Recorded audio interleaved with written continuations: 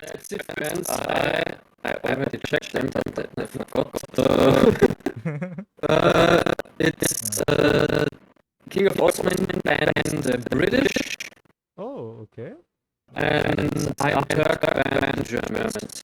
So, wait, are you sure it's not the other way around? Like, so King can't play Brits or King can't play German? King can't play Germans. King of Osmane banned the Brits, so iamturk.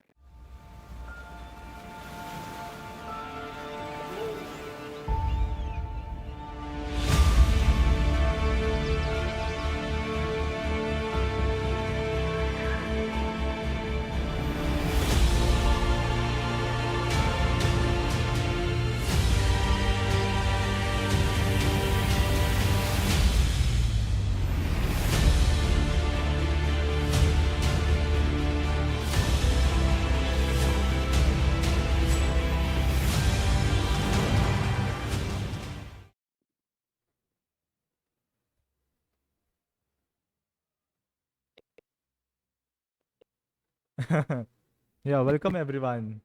So, today we'll bring you one of the more exciting series. So, I have with me Emperor Gaius. Pleasure to have him as a co-caster. I'll quickly. Salve, Leute,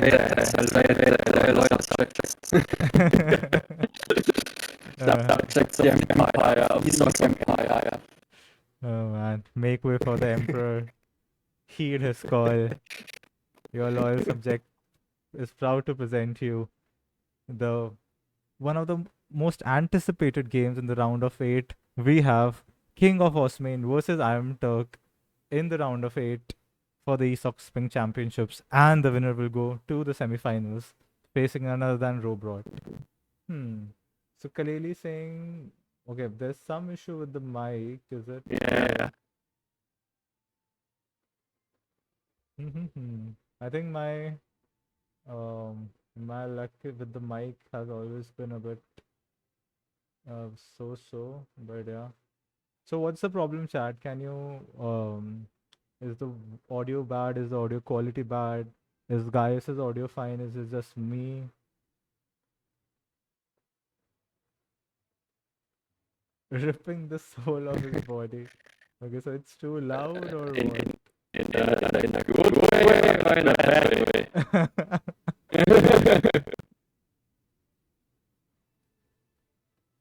mm, so okay, so the overlay is picking up the Discord audio. Let me check some Discord settings or something. Wait.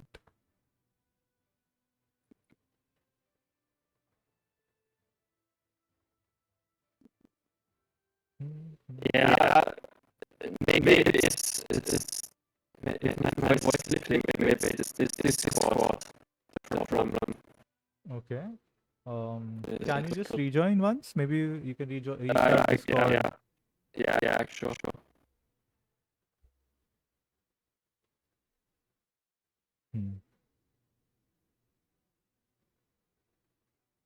Robotic and echoing at the same time.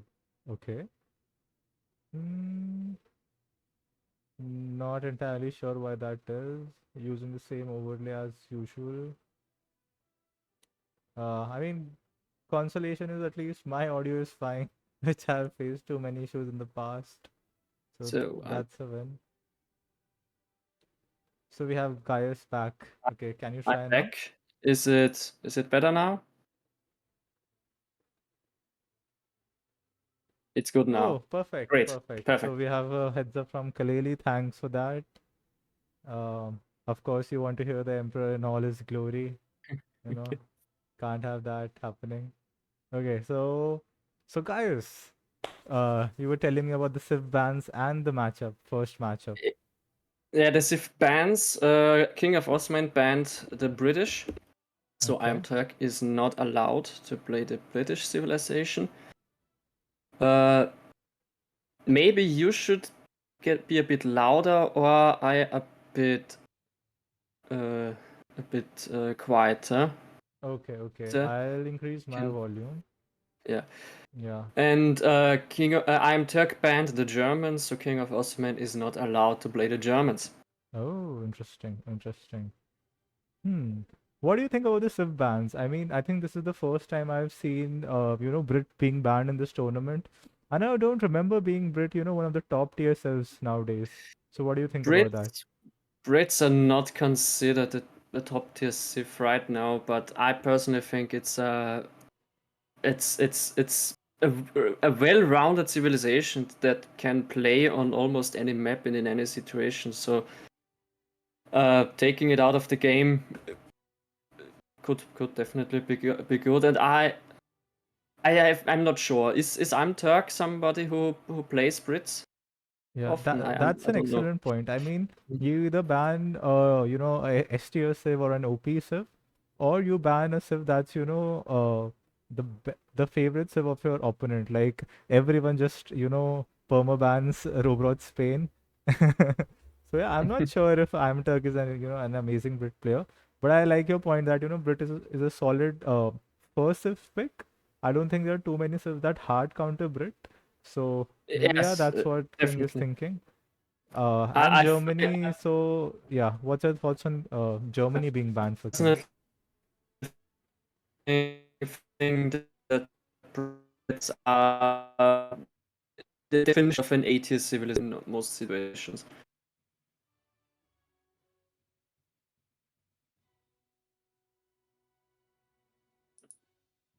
Hello, sorry guys, I think Hello. I Yeah, lost you in there between. was there was some short connection loss, it seems.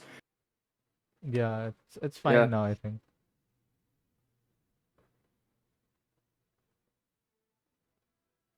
yeah, internet connection is hopefully not playing games with us. Yeah, I hope so too. Yeah, So, and what's the matchup? Remember guys, it is blind picks. So it'd be very interesting to see what yeah. civs both players go. We can have some The very, pretty interesting matchups in game one because it is blind picks. game one is on the map Guyanas, and the Mm-hmm. matchup is King of Osman with the USA, and I'm Turk Oh, with the okay. French. Ah, interesting, interesting. So, I was about to say that, King, while he has been a classic legacy player, old school lineup player like me, but I think he has adapted pretty well. We saw him play US versus Frontline in the last tournament. I think it was ESAT's tournament. I've seen King play some of the Africa Civs also. So I think he's one of the players who has sort of adapted into the new meta and, is playing USA in the game one, which is considered to be a very strong Civ at the moment. Also, it's if USA is open to play, you probably should pick this, especially since this is a matchup. Those two players they won't give up easily. They will go toe to toe with each other. They're both A tier, S tier players, and there you take every advantage you can get. And if that advantage is called USA, then you take it. Yep, make America great again. The devs have done that, and probably King will show that up. So let me just see the brackets once. Let's talk about how they have done so far in the tournament before we dive Yeah. into game one. Very quickly.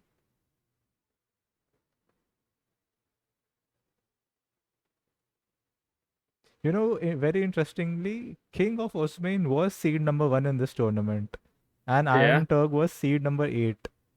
So, would you have expected that, of all the players, King of Osmane would emerge as, seed number one, while Turk, Uh, who has been, played in many tournaments and, as you said, is considered an S tier player, was seed number eight actually. yeah, but I think that the top 10 seeds are really close to each other. I think it's more of who is playing better right now than in a general sense. And I Mm-hmm. definitely can see I'm Turk in the first position, as well as I can see King of Osman taking place one. I don't think they take much from each other. That's true. That's true. Yeah, I think King has been a little more active, and yeah, that's probably reflected in his seeding. He did pretty well in the last tournament also. So yeah, He and also he mhm. also finished second in the German league. Oh yeah, we cannot forget about that. And who did he succumb to? Was it Izad? Izad. Ah, so Izad has already reached the other semi-final versus Frontline, and the winner of this round of eight will go and meet Robrod in the semi-finals. So I know Your Majesty is hoping for a King German tournament of final Osman replay. versus King of Osman versus Ezad. This would be the dream. At least for me. Yeah, I think Uh, Gaius would fight tooth and nail to cast or co-cast that one. So yeah, we already know who's Gaius's pick here to win. But yeah, yeah. I'm biased. As I was in the last time we casted together, I'm biased to one side because not only is King of Osman was part of the last season in German League, he's Mhm. also hails from the same country as I am. So I'm a bit patriotic today. Interesting. I think even I get very patriotic towards Germany when it's October, the Oktoberfest. Oh, I've been there once, oh Yeah, man. No, what too what a bad what a I'm thing. not a German. Yeah. Uh, So yeah, just talking about, who these players have played. Since they were both, top seeds, they were given a bye in the round of 32. In the round of 16, we had a pretty interesting series. King of Osmane versus Only Bows, which King, dominated and took 4-1. Oh man, I wasn't expecting that to happen.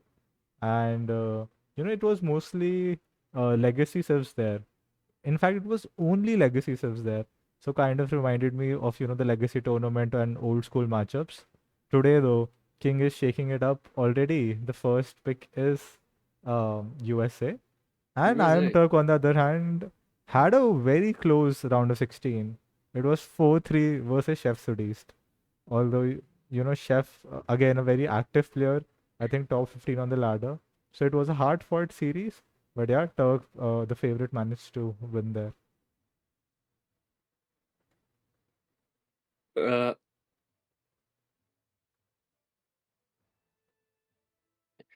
I'm So yeah, guys, uh, any other thoughts on the players or the match, or let's begin game number no, one.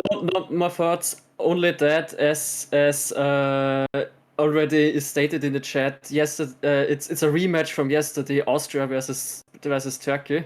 Oh, very, very. Chad is very astute. And who took that one? Sorry, my football knowledge is not up to date. A rematch of the Siege of Vienna. Uh, Yeah, we need some winged hussars there, I guess. I'm uh, ready. I'm ready when you are. cool. Let me just share my screen in Discord. I'll just load up the game and you can just start in a minute. Yeah, Yeah, I gonna start the prediction. yeah. Oh, we have to also. Oh, we might even have a map video for this. Perfect. Let me quickly see. If you have a map video for Guyanas, you said? I think yes. We have one. Yes. Yeah, just a second.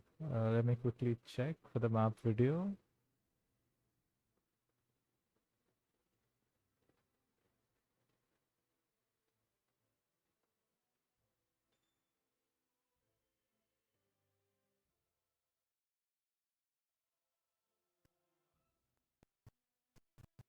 Anaheim is highly listed east of the Orinoco River, known for its tremendous biodiversity. Players will fight for control of a large valley, which is home to several Tupi and Carib settlements, while two trade routes lie on the outskirts of the map. Players will find an abundance of food in this region, but may need to extend out of their base to secure additional mines.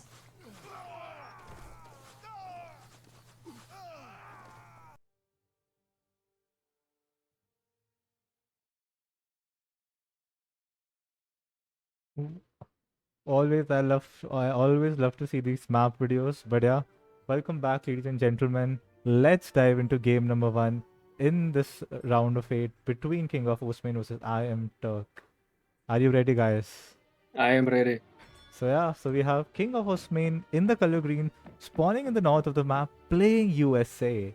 And we have his opponent, the famous I Am Turk, spawning in the color blue in the south of the map, playing the French civilization. And look at that.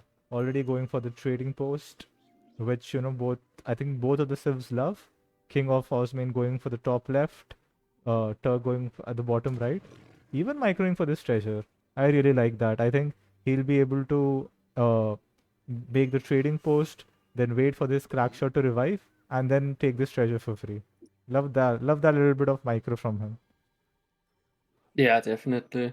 And 70 wood is a really nice treasure to have. Yeah, French versus USA, once united in their hatred against Britain, but with Britain banned, they Yeah. go at each other's throats.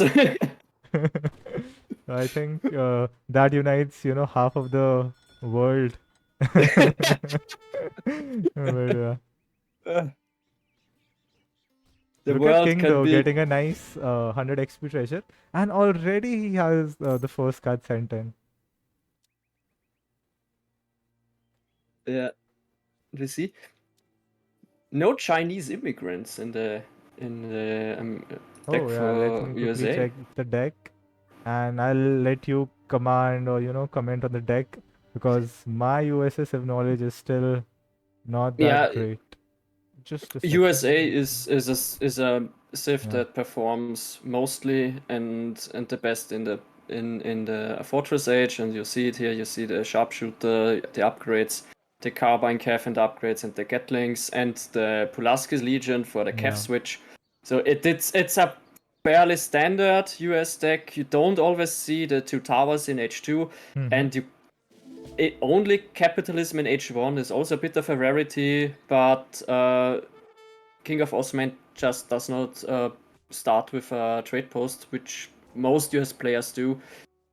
And usually you send the capitalism and the Dutch immigrants, but this is probably more of a faster way to get into Fortress Age for USA. Yeah, and the And deck yeah, is called FF, and I think you're absolutely spot on. I think the only game I have seen, King of Osman play the US was versus Frontlines French, and that's what exactly he did. And I think he won that game. So yeah, King yeah, has a there was plan for this matchup. USA has the most potent Fortress Edge combo. The Carbine Cav has the highest damage output of any Dragoon unit, and the Sharpshooter is a beast of a skirmisher, combined with Gatlings, with the extra resource getter rate from the Russian American company, and the 12 Ulans. USA is so powerful in the Fortress Age. Yeah. And you know that 100 food treasure allowed Turk to not get any sort of idle time. Aging of the quartermaster with 14 villagers, pretty standard. No 13 villager age up or no 12 villager age up shenanigans from Turk. Scouting the map using his, Wichita Scout, which is the French civilization bonus. Both players have been, on top of the treasure hunting. King finally adding the trading post here in transition to H2. And a market. Yeah, I see the card. Yes, he has Hamilton's economic theory, which makes every market tech free of charge and gives you back the resources you already spent on the market. Wow, okay. Yeah, Not that's sure if he will send the card early on, or will he wait for later, because does he want to go to H3 as fast as possible or not? But yeah. it is a really good card to have in your deck. He is aging up with Pennsylvania, which I think is the standard one. He might go for one of those trickles. We'll wait and watch. Iamturk, on the Yeah, other hand, do not see any forward villagers. Do not see any villagers on wood. Pretty standard macro. He has positioned his hero here. Whether it's for the treasure, whether it's for a second trading post, we'll have to find out.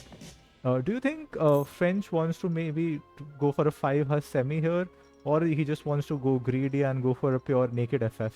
What do you think is the right play here? I think a 5 has semi Okay. should, because you see we have already we have the marketplace, so yeah, I guess it's, we actually don't see a military building and no wood in the bank. So maybe I'm wrong in my assessment, Yeah, but we Turk see going 700 wood. fully greedy. Turk actually Yeah, went for You know, with the starting 400 wood from the age up, he went for the second trading post and immediately researched the, stagecoach upgrade. Yeah, alright, then I was wrong with my assessment. He goes full greed on this one. Yeah, I like this. I honestly like this sort of build from Turk because US does have a lot of. They have those free Minutemen. They have all sorts of trickle. See, he only has 15 villages right now, and you need only put 10 in the TC. So it's very hard to raid USA, and especially a top player like KINGofOsmane. I don't expect him to lose any villagers. But yeah, there's a fast FF coming in. His build was 700, sorry, capitalism into Philadelphia Convention, 700 coin, now sending the Virginia Assembly for the Capitol. And with the capital, the fast age up he gets. Yeah, and look at that. Clicking H3 at 6 minutes in the game. And as you said, he'll do the capital research upgrade. Look at that age up time in like half. That's a fast Yeah, FF. it's... Yeah, the only thing is is kinda building the capital forward, so it takes some seconds. But Oh, okay. he should be fine. He should be fine. Mm-hmm. As long I as think- as long as the tech is researched before he's half through the age up, it's worth it. Yeah. I think what KINGofOsmane thought, he sees the two trading posts in the corner of the map from iamturk. He knows Turk is known for being a little greedy, and he didn't scout any military building from him. So I think he wants to go for this to get some map control, and look at all the vision he's getting. Yeah, but look at KINGofOsmane already has a Skirm Goon composition on the field. He has sent the 5 carbine cav from his church and got the 4 sharpshooter from the H-up, sends Wow. immediately a Russian-American company, which gives him map control and better food gather rate. And yeah, this is the beginning of the US death ball. Yep. I think, and King being very smart, he knows the stagecoach is up. He knows Turk will be a little slower to age 3. So he immediately goes with his army to sort of seize this trading post. Remember, this is a long map, guys, and French villagers are very hard to raid. So I think this is the right move from KINGofOsmane. And following this up with 1k wood. You think this is a bit too greedy, guys? I was looking at the chat. What was the question? So KINGofOsmane is following the 2-block house with 1k wood. Interestingly, not any military. The 1k wood could be used to send the Pulaski's Legion because they cost 500 food and 500 wood. Mm-hmm. And the other 500 wood can be spent for a TC wagon out of the capital, or just some houses or some upgrades or whatever. And so look at that. Turk just missed the 2-block houses. Going for double skirmishers though. Interesting. Yeah, KINGofOsmane is also playing it really greedy, I think, because he could also send 7 sharpshooter, 5 carbine, 3 gatlings, and be much more aggressive than he is. But yeah, as I said, there comes the Pulaski's Legion. Oh wow, yeah, that's a very early Pulaski's Legion. I think he is trying to surprise his opponent with the early cav switch. And look at that, what Turk has. Turk has 18 skirmishers and is queuing more skirmishers and falconets. Oh man, And this looks 12, scary.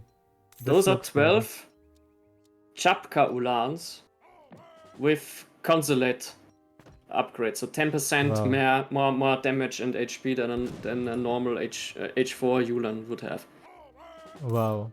They're still Ulans, they're still squishy, but not Oh man, and they come squishy. from the forward blockhouse, and Turk has no anti-cav. Oh man, Turk is running for his life here, and his shipment was 2 falconets. Oh man, so rough, so rough. No one expects the early cav switch, and there's the famous German Chapka Ulans, as you said, guys, cleaning the field with the French skirmishers. This is so brutal.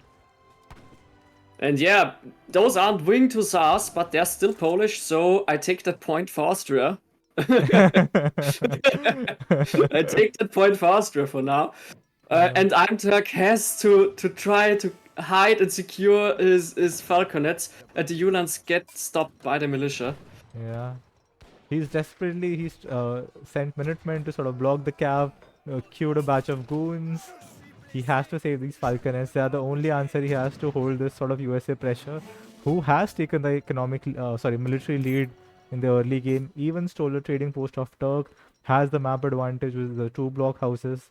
This is looking rough for iamturk Yeah. right now. And we have Gatlings on the field. Yeah. Look at that. 4 unit composition from KINGofOsmane so early. You have cannon, skirm, goon, and cav.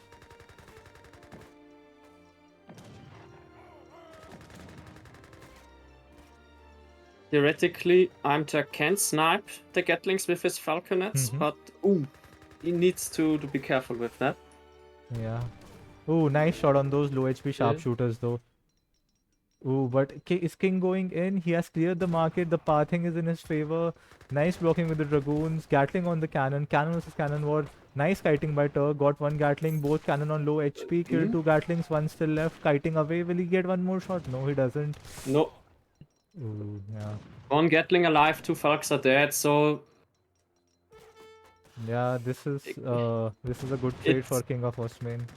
Looking very rough for Turk here. I think even if KINGofOsmane lost the 3rd Gatling, he still has double the mass on the field. Yeah, that's true. I think you just cannot lose those early skirmishers versus USA. Then you're just behind on the skirm war. As you said, those sharpshooters also trade pretty well versus skirmishers. And KINGofOsmane perfectly adding carbine cav. He knows the only way he loses this game is to the infamous 8 QR switch. So he's smartly adding these carbine cav for anti-cavalry. Yeah.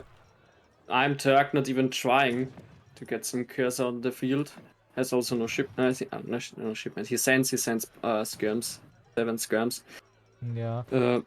Does not have the resources realistically to make accuracy a badge. True. And I think he knows that, KINGofOsmane has such a large carbine cav mass. Ooh, and KINGofOsmane finds these villagers.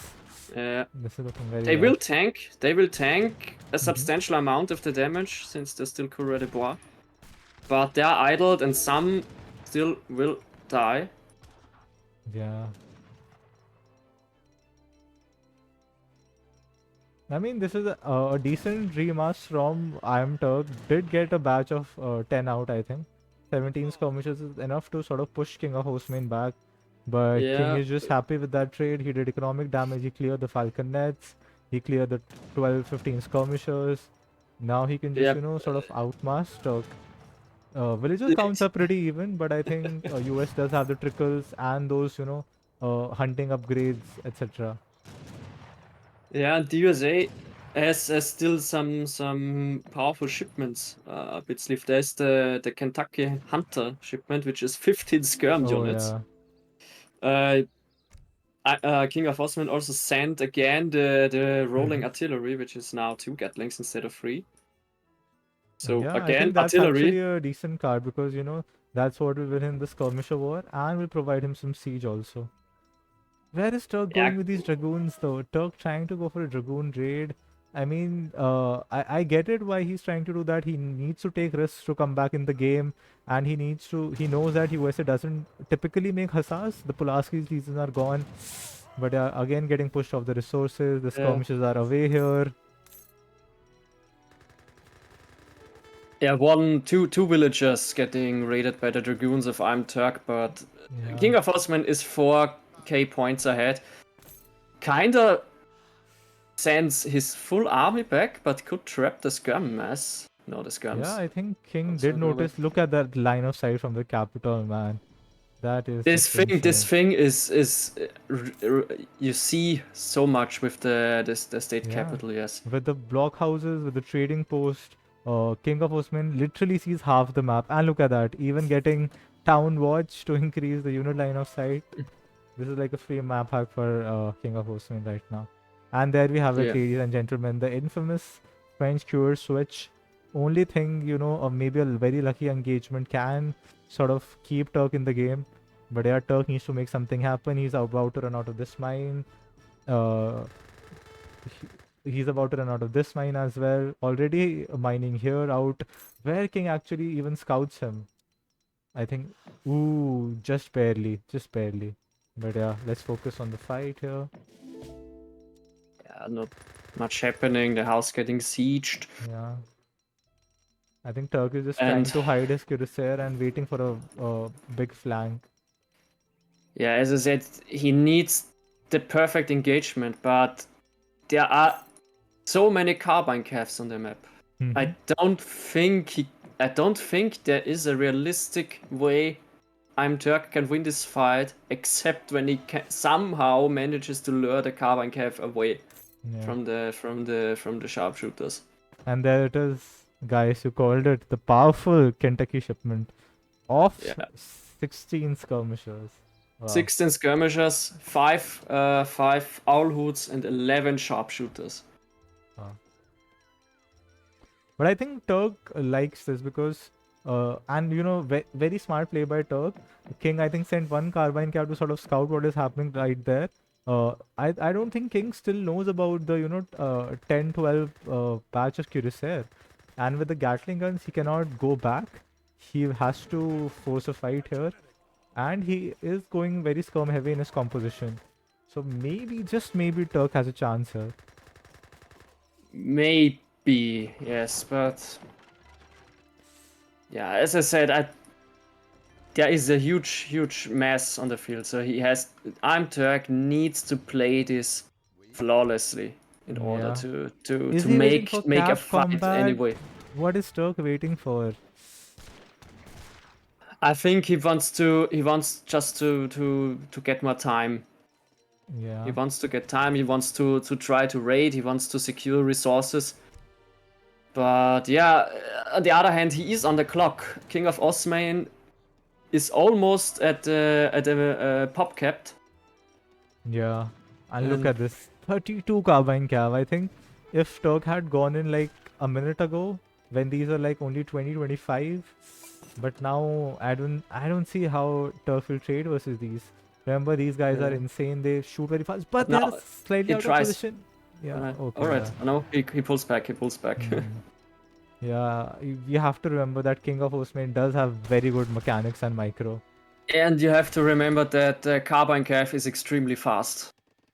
Oh yeah. But this could be some sort of engagement that iamturk wants. At least he gets the Gatlings. But I don't think the cuirassiers will survive all that long. Yeah, the Kurma just melted to those 30 carbine cav. Not enough scum to snipe. It was just an overwhelming military mass. I think I really like the build from Turk. He went 2 TP stagecoach early. Honestly, I think he should have gone for 700 coin to age up faster, and he could have put the trading post on wood instead of putting the trading post on coin, going 700 wood, which slowed his FF by like 30 seconds, and then he lost the one trading post to KINGofOsmane for free. But I think the big mistake was going pure skirmishers, and KINGofOsmane with a 200 IQ play, as your Majesty called it, the early Pulaski Legion cast switch, winning him the game. Yeah, the Pulaski's Legion is such a powerful card.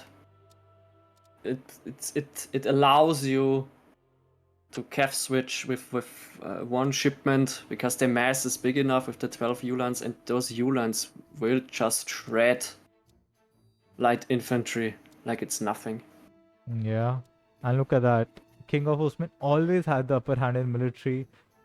I think iamturk just thought that US is a more of a skirm-gun cannon serve, and he thought he could play it a bit risky, going for the light infantry composition.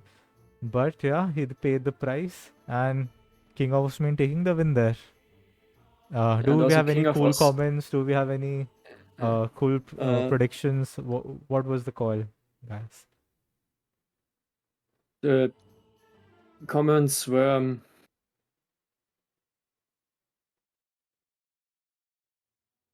not really about the game, except that KINGofOsmane is laming with USA. Yeah, I wanted to add that iamturk was ahead in eco until the 11th minute, and then KINGofOsmane overtook.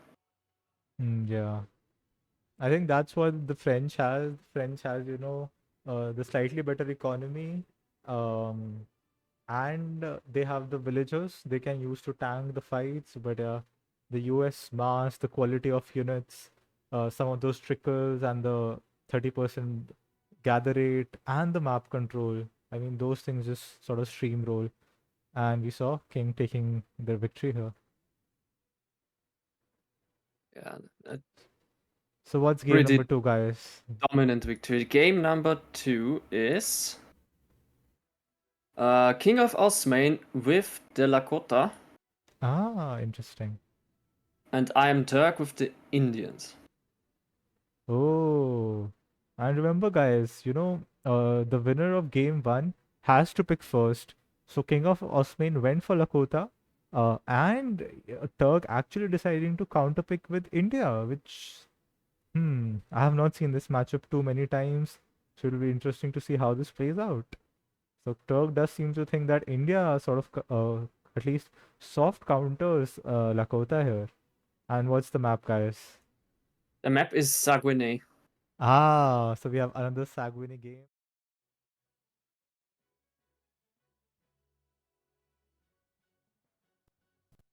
Summer or winter, there is no shortage of resource here. Constructing defences on the islands in the sea or nearby the Cree and Huron settlements will help control the ocean. Forming an alliance with either of these natives will unlock some fantastic economic options. The position of the trading route varies, but is always in the middle of the map.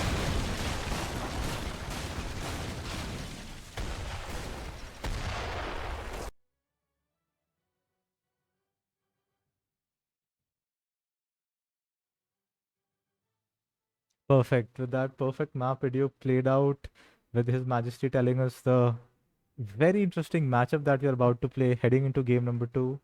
Let me quickly load up the game and let's dive into it.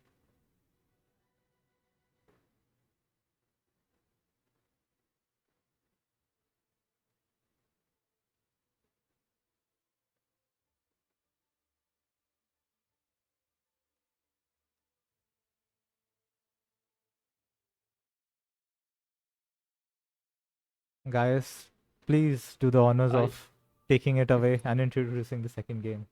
Yeah. We are on the Saguenay map, which is one of the big classics, I say. We have the summer version, of course, which offers more fish in the water, 2 islands. We have sheep on the map, the mappers. We have the variant with the 3 trade posts in the middle, so the more aggressive TP line. And we have 4 native posts. And yeah, why would Lakota like this map? Because of the trade line. And India, as you said, is kind of soft counter to Lakota. Though you probably know better this matchup than I do, because I don't play either of those 2 civs. So what is the matchup about? Yeah, sure. But yeah, thanks for introducing us, guys. But before you dive into the matchup, look at that. King of Osmane making full use of younger brother, the fastest hero in the game, one of the fastest actual units in the game with 7.76 movement speed, rescuing this out bandit rifleman and getting 100 food before the first minute into the game. That is so big. Especially, I think typically the way this matchup goes is we will see a forward war hut from Lakota. Lakota will try to sort of take control of the 3 trading posts in the middle, as you said, in the spawn of Saguenay. India has a lot of options. I'm curious to see whether iamturk will sort of go for an in-base Agra, or he can send a villager forward right now in H1 and build the Agra forward to sort of deny those trading posts. I mean, Agra here could give him all the map he needs. So And, Agra 4 in any case. Yeah, I think you have to go Agra Fort here. Oh, we might have a treasure contention for 85 wood, which is one of the best treasures for India, because villages cost wood, houses cost wood. Ooh, and look at that. Already King of Osman disengaging. He knows he might lose his hero, which he doesn't want to. But yeah, on your point, I think India has to go Agra Fort in this matchup. The Kani Mata, or the economic wonder, is too greedy. Ooh, some Really. nice micro by Su though, you know. I thought iamturk would sort of wait to get this 85 wood, but he just turned back right back in, and we have another treasure contention now. Ooh, I think Yeah, it's iamturk got it. Very good micro by him. Yeah. iamturk I think gets it. Yes, Yep. iamturk gets the 85 wood, which is 85% of a villager for him. Exactly. Looking at the deck, pretty standard deck, I think, does have a few anti-water decks because India is one of those civilizations that is heavy on wood, can go for a fishing boom, can transition into boats. So I think having a couple of boats is good. Has all the big H2 shipments that he needs for a forward water pressure. Has the Great Hunter. Has all the classic shipments, I think. Yeah, I don't see anything that seems unusual for an India deck. And yeah, anti-water is important on maps like these. Yeah. Even though you don't expect Lakota to go on water. Oh yeah. But Lakota, if you do, Lakota will try to contest it, and those native canoes are pesky, at the least. Yeah, for sure. I remember some of the games where, you know, player will plop down just one canoe, and to counter that, like 70 or 100 wood canoe, you have to invest in a 400 or 500 resource caravel as a European civ, which is so annoying. But I think that's what we have. We have an India in-base Agra fort for India, getting some market techs. Turk not going for a trading post though. I think he got 85 wood and 75 wood, and India's civ bonus is that they get an extra villager with each shipment. So I think maybe even going for a, you know, maybe a bottom trading post can sort of help deny the free stagecoach to Lakota. And we already have King going, aging to H2 with the messenger fast stage, building a forward warhead, and the first card is already 700 wood. Not sure if iamturk can take a trade post at this moment because KINGofOsmane prioritized is that the word? That trade post on the south, and the other two Yeah. will be defended by the front base. That's true. That's true. I think that's an excellent point. But look at the treasure gathering from iamturk. This is India's dream, man. My nation is India. 100 This is wood. our dream. He has gotten 270 wood this game from treasure, and it's 5 minutes in the game. That's half an H2 shipment. But Oh now he man. has to take it. He has to take it. Don't forget to Yeah. take the treasure. All right, all right, all right. That's a dream start. So has the H2 age up supplies is going 700 wood, which India needs to drop the consulate, a stable, houses, villager houses, everything, and you know, making some Gurkhas defensively. He did scout the forward war hut, so knows he has to go for a infantry mass. Meanwhile, KINGofOsmane doing the standard Lakota things, going for a war hut, queuing some Chetans. 5 minute 40 in the game, already has stagecoach in with 3 trading posts. Even going for this Kree TP. Oh man, how greedy can you get, King? Yeah, and KINGofOsmane also building a stable in the base. Yeah. So I'm not sure if that's normal this early on to build a stable. Yeah, he's even sending 700 coin. I think he is wary of a cap switch from India, maybe early for Savars, maybe Delhi from the consulate. So he wants to go, you know, Chetan bows into perhaps Axe Riders or Bow Riders. Or looking at his macro, he could even go for an FF. He thinks India with an, you know, in-base Agra fort cannot push out soon enough. He is building 2 defensive war huts to sort of solidify this position. And yeah, it looks to me like King is macroing for an FF actually. Trade route is on gold. He has 700 coin sent from the home city, almost 300 in the bank. So this, yeah, FF to call the FF seems reasonable at this moment. It's the macro really looks like it, and I like the use of a native post. I'm a enjoyer of native posts, and I love to see it that in this tournament people use at least some of them. And the Cree post is extremely good because of the Coureur de Bois and the Cree tanning tech, which gives 5% HP to your military units. Exactly. But I think Turk smells that something is up. KINGofOsmane hasn't pushed. He is on 3 trading posts. and has added Kree. So look at that. Turk is getting for a push. He is sending 4 hours. He used the consulate, sorry, the export on the Rumelios or these powerful Delhi, and he is going for a push right now. So let's see how King of Osmane can hold it. Just has he doesn't even have any army on the field. That's the first batch of units he has made till right now. Yeah, King of Osmane will have to sacrifice his front base and possibly his trade line for this fast fortress that he plays here, Yeah, because he has no military. 9 Vakina rifles coming in, but I don't think that'll be enough. And with all these sepoys, I think that's enough siege to take out the war huts and even potentially the trading route. Yeah, and This is especially there are very greedy. some Delhi and Sawa, I think, also from the home city somewhere. Or are they? Oh no, he cancelled the shipment, so only the 2 Delhi to really counter the riflemen. But the front base is down, so the shipment will spawn in the base as it does. Oh man, this is very I would like to ask if King of Osman is in chat what was going in his mind. Maybe he thought India was going for an FF themselves, but he was just caught with his pants down versus all this India aggression and has already lost so much infrastructure, man. This could really this could be have been the gamble to Yeah. assume that India will go for the Fortress Age Mm-hmm.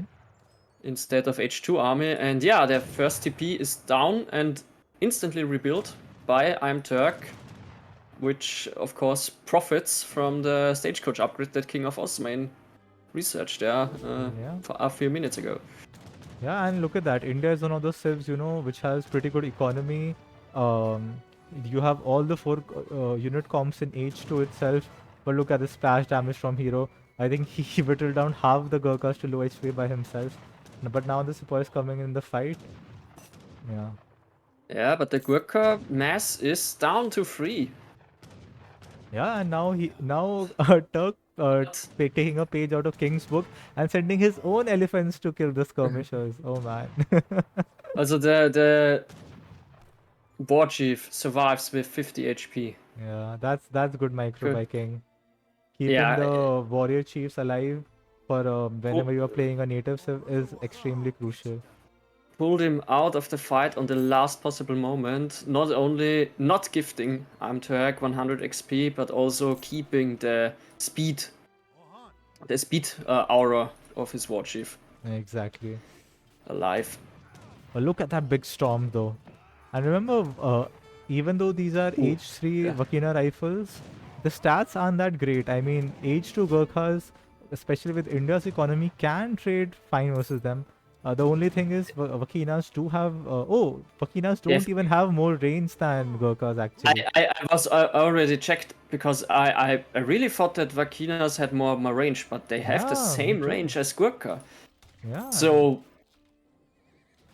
India should be fine in this regard. And Turk actually staying H2, even sending 4 Savas, going Imperial bureaucracy, has stolen a trading post, adding Yeah, a or stable. is alright. He's in the score lead, but Lakota underscores, so this doesn't mean that much, to be honest. But True. tearing down the trade routes, and with that the main eco advantage that Lakota has. Yeah. But yeah, look at that. Look, King in himself going for a counter siege here. Knows the Indian army is in the south. Yeah, but the Lakota army is half the size and just started sieging, and the Indian army is almost finished. So yeah, now we see the skirmish. Yeah, this looks like a very good position for iamturk to be in. But might lose these 4 Savas for free to these very fast rifle riders. Yeah, Look at that. sending Soa to raid always feels weak. Yeah. Those units don't deal that much raw damage to villagers, and now they're kind of sacrificed for nothing. Right. Pretty interesting to see that, iamturk is actually wants to dish it out in H2. As I said, India does have the capabilities.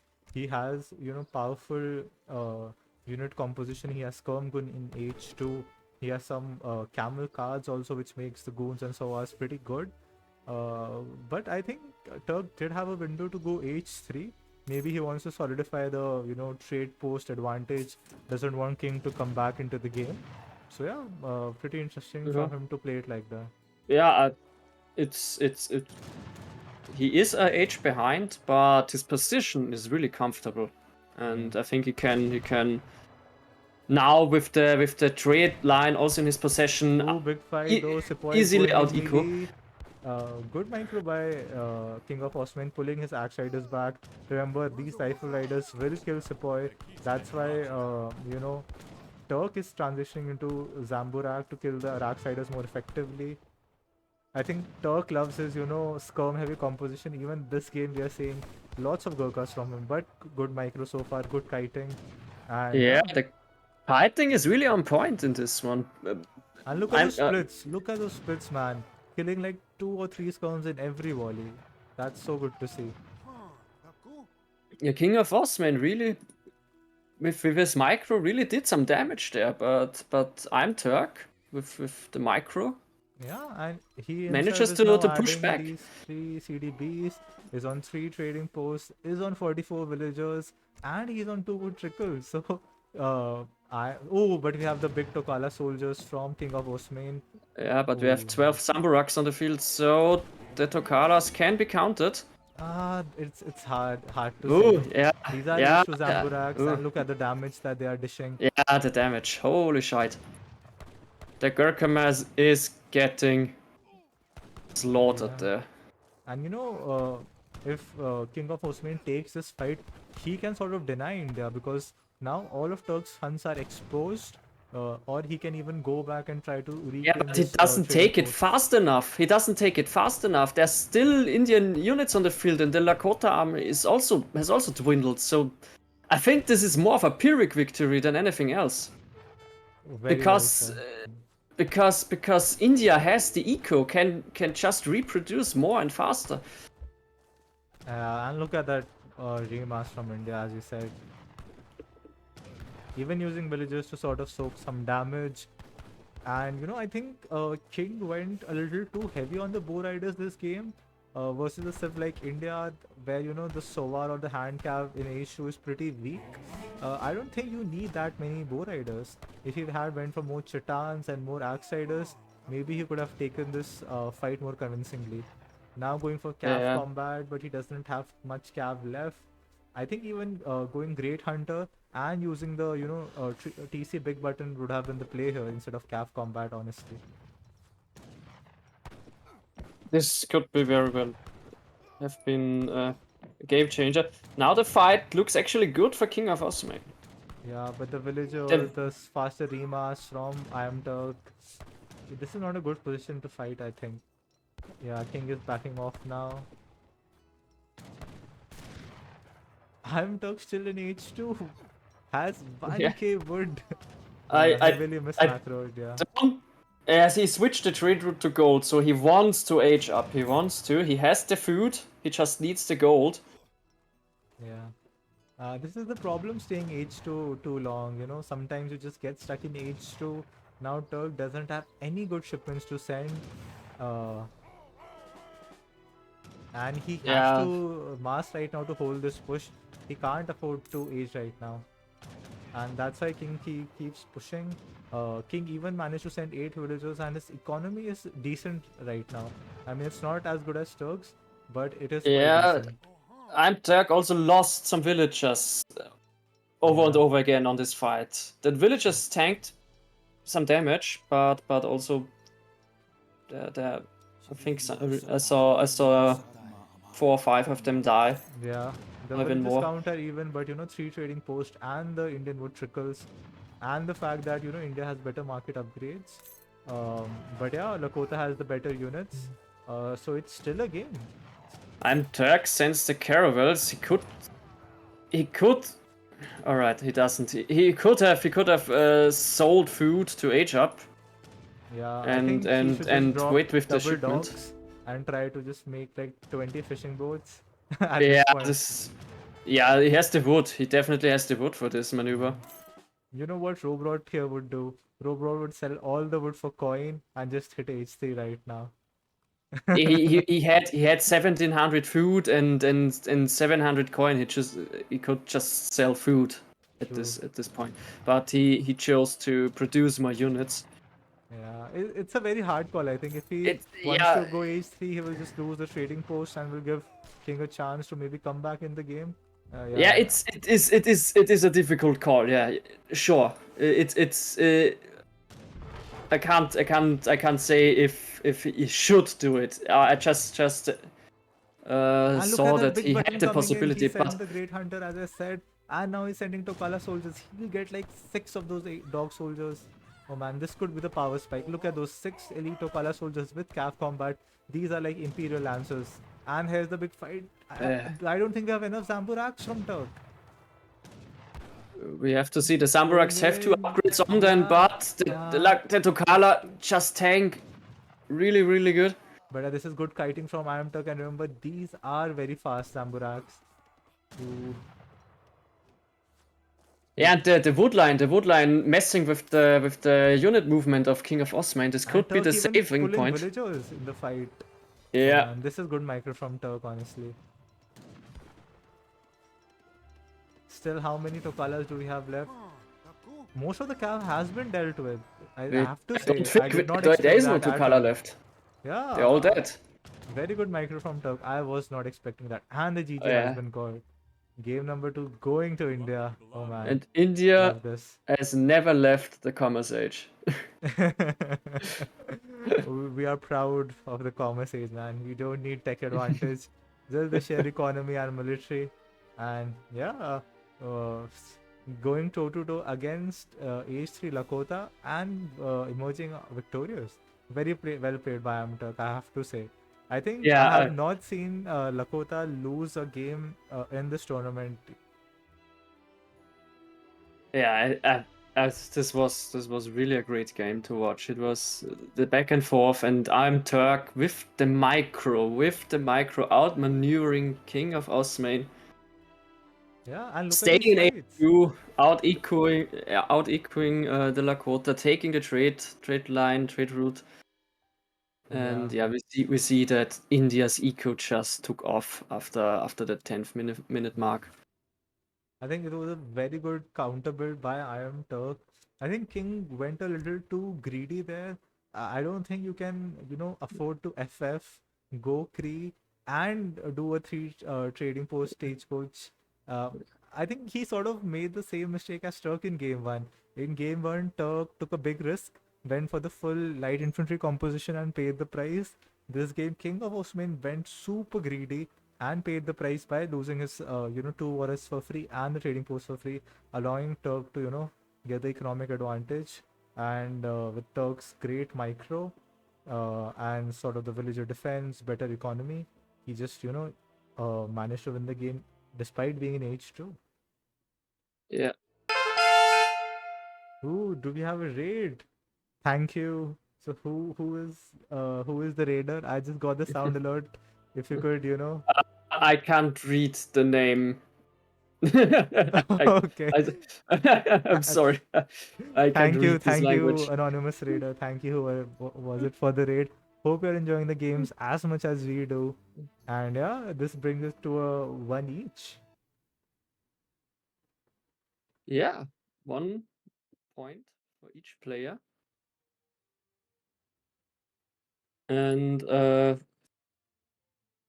Brooke Let me quickly said update in the Discord that you are still too low. You should increase your volume or decrease mine, so Oh, everybody else okay. decreases theirs.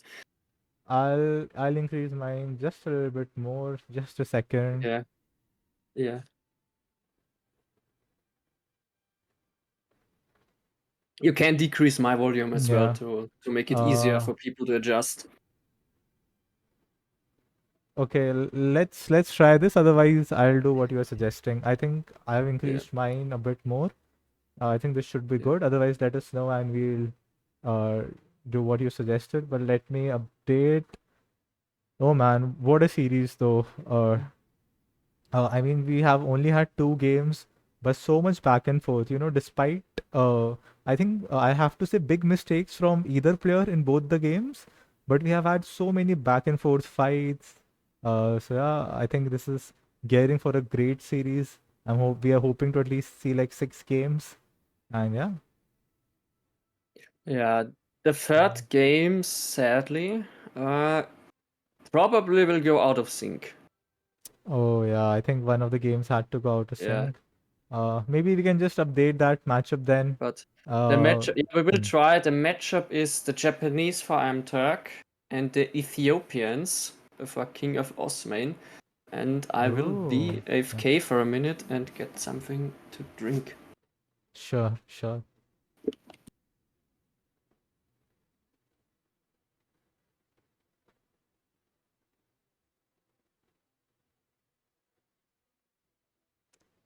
Oh man, I was really hoping to see, Turks, Japan.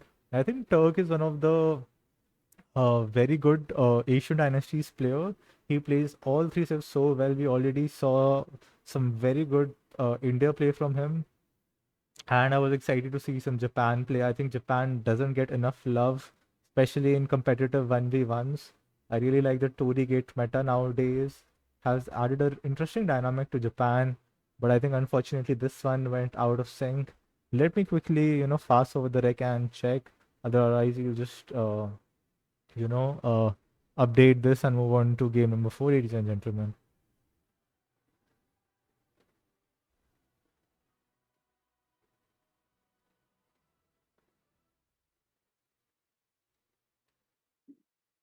Yeah, comment saying Africa. Yeah, I'm proud of King, sort of adapting to the DE meta and actually playing civs like USA, Ethiopia, etc. If you have to be competitive in this game, you have to learn the new meta.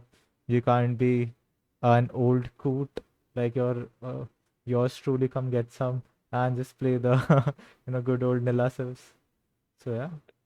Right, I'm back. And unfortunately, guys, your emperor, um, unfortunately, Gaius did not have all his servants right now feeding him grapes and wine in golden cups, so he had to step out. But yeah, I think third game I just checked goes out of sync, so I'll just update the result and we'll just go directly into game 4, ladies and gentlemen. Who won game 3? Yeah, I'm just checking. Yeah, Just a second. I'll have to yeah. check the chat. And unfortunately, the Japanese kingdom will not prevail.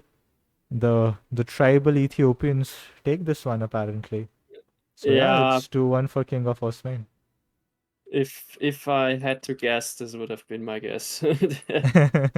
Because Yeah. I don't see a world where the Japanese win against the Ethiopians in this patch. Yeah. I mean that's not too bad because this time it was Turk who had to pick first. And as you said, Ethiopia and Africa Civs are sort of a counter, and King took the game. What about game 4, guys? What's game 4 have in store for us? Game 4 on the map, is it Dakota? No. Yes, Dakota is Mm-hmm. a Spanish mirror. Oh wow. Oh wow. Do you remember the good old days? I think in vanilla tournaments, even in EP tournaments, we used to have so many Spain mirrors. Oh man, I think this is one of my favorite mirrors to see. I think my favorite would be German mirror, but I think my second favorite has to be Spanish mirror, in at least in the Nilla mirrors, man. What's your thoughts, guys? Yeah, I think, yeah, as I said, a German mirror is one of the most interesting things you can see. But Spain has so many plays to choose from, and most of them are some sort of FF, but don't talk about that. It's definitely more interesting than a Brit a mirror, though I'm a bit abnormal since I kind of like the Musk Wars of a Brit mirror. Oh man, you did not say that. Or Yeah, I'm a musk enjoyer. I'm Germany sorry. I'm is a the musk only civ enjoyer. that doesn't have musketeers, and you're a musk enjoyer, your I'm a musk majesty. enjoyer. Dutch also don't have regular musketeers. Oh yeah, oh yeah.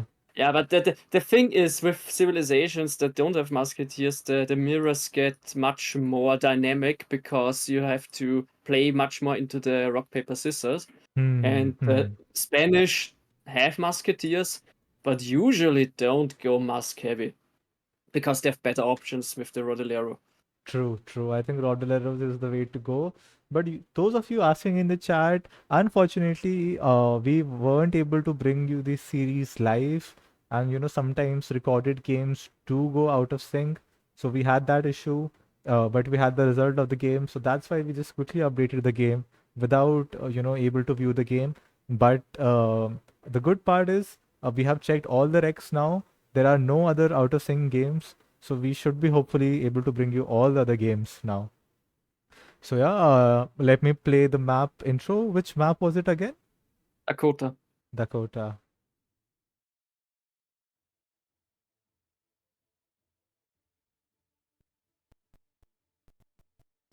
We'll fight a pit with flowers, ponds, and forests.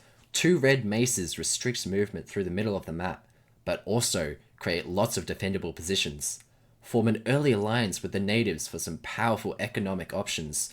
The Cree will supply coureur de bois, and the Comanche can reduce coin costs of all technologies and wonders. Researching Stagecoach or Iron Horse here will upgrade both trade routes. Be careful not to aid your opponents.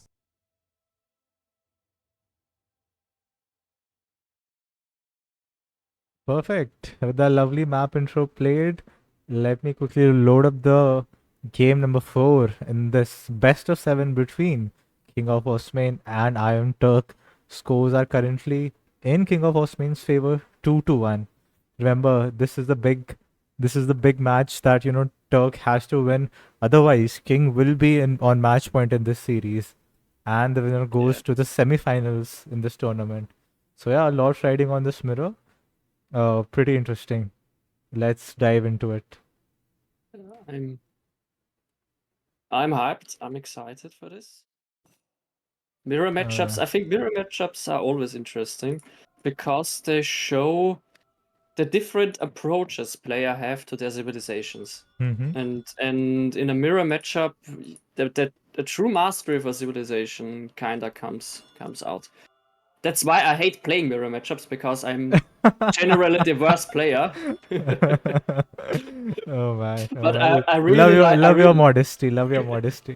I'm generally not I'm generally the less skilled player, but Mm-hmm. I really like watching and casting mirror matchups because of that mechanic, that dynamic that those matchups bring forth. Yeah, and talking about the dynamics and the meta, we already have a deviation, so it's not going to be a pure mirror.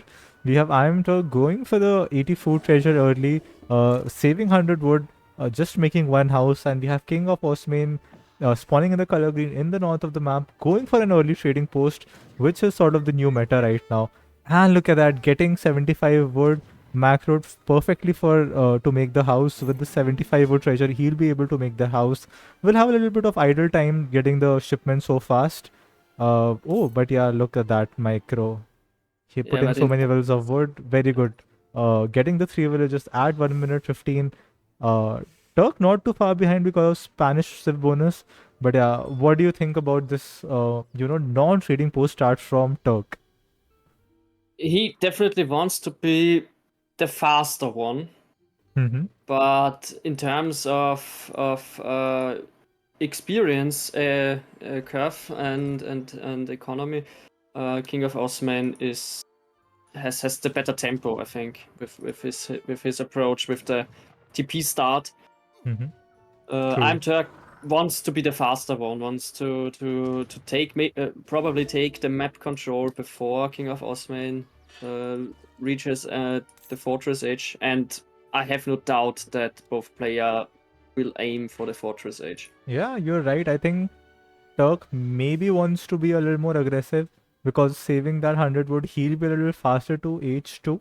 maybe he can place his tower a little bit aggressive, but showing signs that he is not privy to the new meta, because King of Osman already setting second card in Age 1, which is the capitalism card, which will be like 2.5 villages on coin, and will give King the early economic lead here.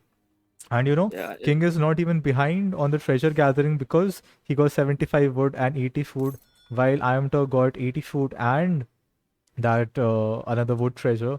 And I think both are aging almost at the same time with the governor. So I think King is already slightly ahead here. yeah, and yeah, because of the TP, Yeah. iamturk iamturk could being a little old school. theoretically send the capitalism, but probably won't, which is also a bit less eco. Now the TP comes in the transition, Right. and yeah, as I said, uh, this could mean already a small advantage for King of Osmane, even though the score is slightly in favor for iamturk. Mm-hmm. And in mirror matchups, the score is always a bit more important to watch than in uneven matchups. That's also true. That's also true. So interestingly, King actually going for a market in transition already has the capitalism, so it will be a little more greedy start from him. He is still gathering wood, so I'm not sure whether it is for another trading post, whether it is for steel traps, or what is he thinking here. I think it is for I steel traps think and the FF, but I we'll watch out. think King of Osman will play this greedy FF variant where he wants to get the market tags, steel traps, and place some mines, and maybe no, he stopped gathering wood, so it won't be for a second trade post. So this won't happen. He's But okay, he's adding a church in base. And he's dropping the outpost at in the home. I think church, he knows he has a slightly economic advantage with his Pokemon army, his scout, and his Nacho dog. He already scouted the aggressive tower from from Turk, and is going defensive himself. I think, as you said, Turk may have a slight tempo lead, is behind in economy, so Turk will be the one to do the damage. Might go to H3 slightly faster than King of Ocean. Look at that. Already yeah. has the food. Will quickly put villagers on these crates and has a forward tower. Let's see if Turk can make something happen here. But I have to say, I did not see that church coming. I did not see that. I think I King is did not just swimming in expect this. XP. I did not expect the Spanish Inquisition. He does not have the advanced church card in deck, but otherwise I would have said he might have been a halberdier enjoyer. But yeah. Yeah, that's the, as soon as he built the church, I started to take another look at the deck if there is the church card for some Pyoroshiki action. Yeah, and look But at no, here. As you also surmised, Turk has an advantage of going to H3 like 20 seconds faster. And yeah, King is aging with the Adventurer, which is, I think, the 8 bows, while yeah. Turk is actually going for the Scout, which is the 4 Hussars. So maybe he can be a little aggressive, make something happen. Do not see any forward barracks though. No. Okay, he's cancelling it. Okay, now going for the forward barracks. Okay. I was about to say, where is the forward barracks, because you have the forward outpost. Even going 5 villages in transition, King of Osmane, I don't think he... Okay, he does. He does. I mean, look at the XP difference already because of that trading post and the church. Both have the same shipments, but King of Osmane does have capitalism while Turk does not. I don't think iamturk should go for the 5 villagers in transition.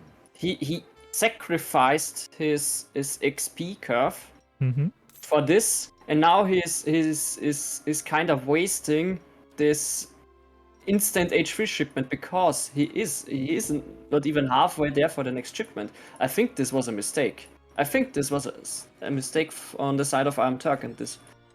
I In this completely moment, agree. I completely agree. I send think this he 5 needs villagers. to go for a robot style aggressive FF.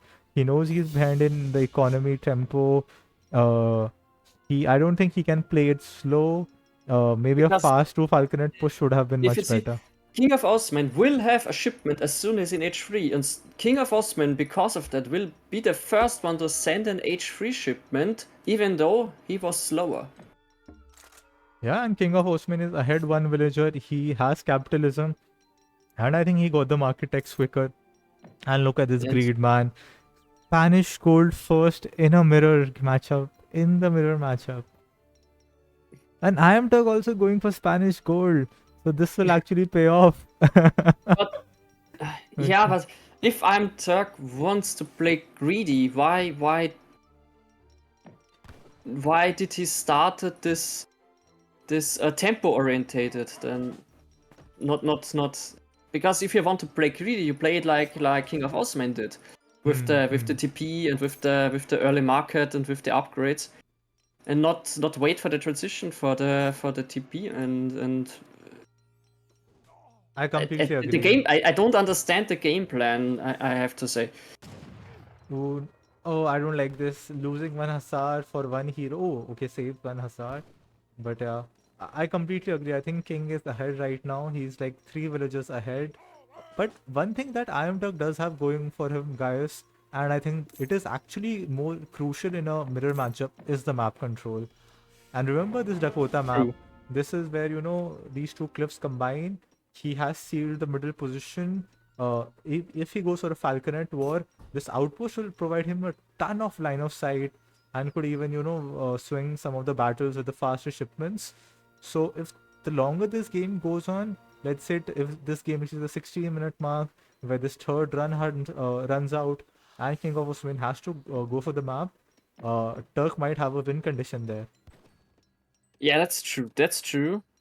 That the iamturk has the map, has the gold mine, and he has what King of Osman doesn't. Has the he's already walling. He has the marvelous year, Oh, which true. with a second when iamturk gets to build a second TC and send marvelous year, his eco will skyrocket, and he is trying.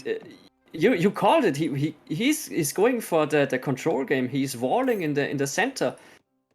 He Yeah. does not want to attack King of Osman. He wants to contain him, take the map control, and outscale him. Yeah. But King of Osman has one mass at this moment, and if he can push through, it's basically over. So iamturk has to play this really carefully. Mm-hmm. That's true. That's true. One thing I don't understand is, guys, you know, obviously these players play more Spain than me and have nice flank here by but Turk does have Falconess in the shoot mode, might get a free shot, but got 2 villagers. What I Three was saying villagers. is 3 villagers. Oh man, 3 that's good. villagers. That And is and good. iamturk is already behind in villagers, so Ooh, this yeah. already is a win for King of Osman. But we have the Falk shot the skirmishers first. First Falk down for King of Ooh. Osmane, and the Hussars going in. This is so good for Turk. This The is amazing for Turk. Falkwa. Wow, And wow. the Falkwa goes to iamturk, and this turns the battle around. King of Osman can't take this fight anymore because the 2 Falconets of iamturk are still there. Oh man. Yeah, and he will kill 3 villages now of King of Osmane, and he is now in the lead. 1.5 Falconet alive. Does iamturk scout this artillery foundry? Yes, he does. What does King of Osmane have in queue? He does have 1 Culver in queue. Now King of Osman has to desperately defend this artillery foundry. He has to get this 1 curve out, or it will be very hard to push with these falconets. And we have a Rodero raid here. Turk doing a very good job, I think. Yeah, this Pressuring from all Culverin sides. And the will Culverin not. is denied. Yeah, King the is out of Culverin will hunt. not King is see mismacroed. the He's light of out of day. hunt. He's behind the falconet war. The game just swing just like that, guys. The game just turned. Yes, King of Osman is not out, but he lost the advantage for sure. Yeah. Wow, what a play by iamturk. And he's now following it up with 1k wood, which he can afford to because he won the Falk war. He just needs to, you know, now cement his economy. What I want to see is I want to see another military building. I want to see a stable, maybe some Lancer switch, or even an artillery foundry from I'm iamturk. not sure if I want to see Lancers because King of Osman has a substantial mass of veteran Rodellero. Not Ooh, sure if I another want to see artillery foundry from lances in King this of one. Osmane. Again trying to go for a culverin. Oh no! Might again do we get denied though. Oh man, this is very Falcon good could go file down again. control. This is Oh, amazing file control from Turk, I have to say. Alright. But this time Okay, we'll get the culverin out. the Culverin will get out. I saw the foundry go down again. Oh man, he's going in with the rods. One Falcon is down. He has to go back. Oh, good micro from King. Do we have any dogs from iamturk in queue? More rods coming in. Does get a couple of free shots. The Falc will go down, but gets another free shot. The dogs coming in. I think this is a good fight for iamturk. With the dogs, with the rods, with the hero. Falc getting another free shot. How is this Falconet still alive? How? How Wow, does the what? Falk still live? The Culverin was The mismicroing. Calv is The not shooting Culverin- at the Falconet! Oh my god. Oh my god. This is a miss micro from our King of Osman and he calls it. King of And he calls Osman, it. they just deleted the Culverin. Oh, Oh because man. of frustration, I reckon. This was a serious misplay from King of Osman, and iamturk takes the Spain mirror. Wow. Wow. I did not see that coming. I know, we were just discussing that King of Osman is in the lead. We were, just blushing about his macro and his superior build. But and even King even killed like 3 villagers here for free.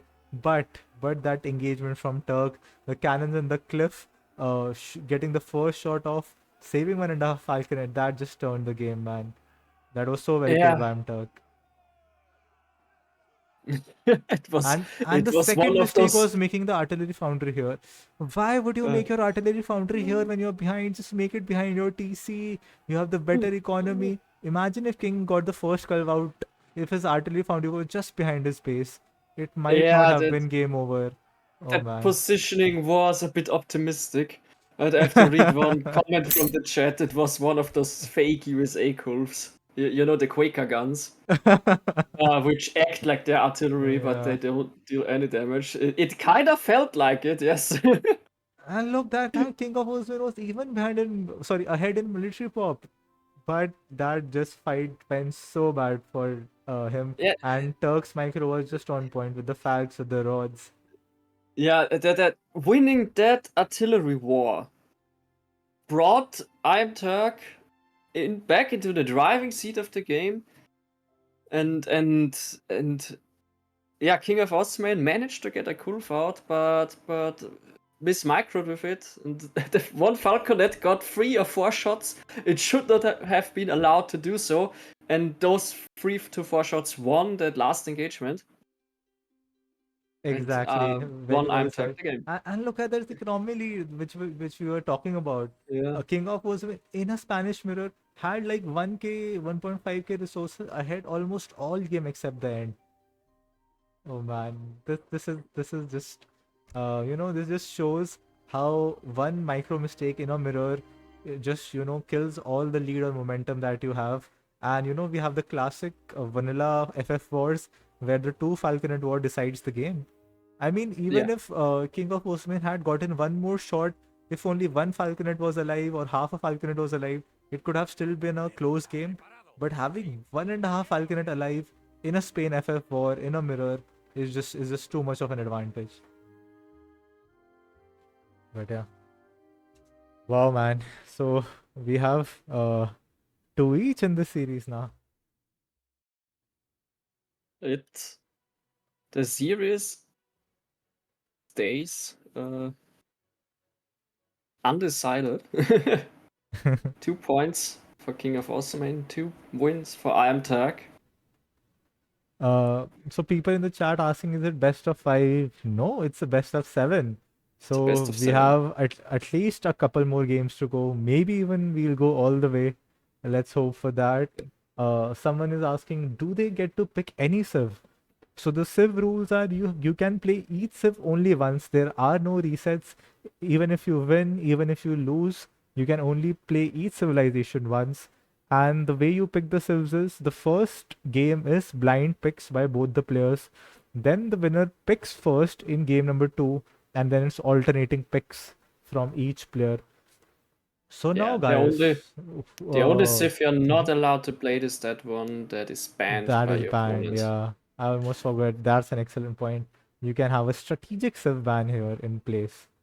And can you give us matchup number 5 and the map? Yeah, I am on it. Yes, sir. Yes, sir, The Master. the matchup number 5 is the Germans for iamturk Oh, wow. Okay. versus another DLC civ, KINGofOsmane with the Mexicans. Ooh, okay. I think I have seen this matchup being played a couple of times. I saw it in the Kevin versus Robrod series. I think Yeah. I even saw it in another series. So I think people seem to think that, Mexico does well versus Germany. Yeah, Uh, Mexico is kind of counter to Germany because of the Insurgente. Your okay. cheap pikes that can siege down a house, siege down the TP, can chase down the Ulans. Mm-hmm. Also can just chase and melee down crossbows. You in H2 you kinda need either a big enough crossbow mass or some Doppelsoldner to counter those units. So Mexico is kind of a German counter. Oh wow, that's interesting to know. Sure, let's see if King of Osmane's DE shenanigans trying to counterpick German with Mexico. Yeah. Will that work? This will be a crucial game. Whoever wins this will be on match point for the series. So yeah. And what's the And map here? the map is Sud. Sud. No. Sure. Let me see if we have a and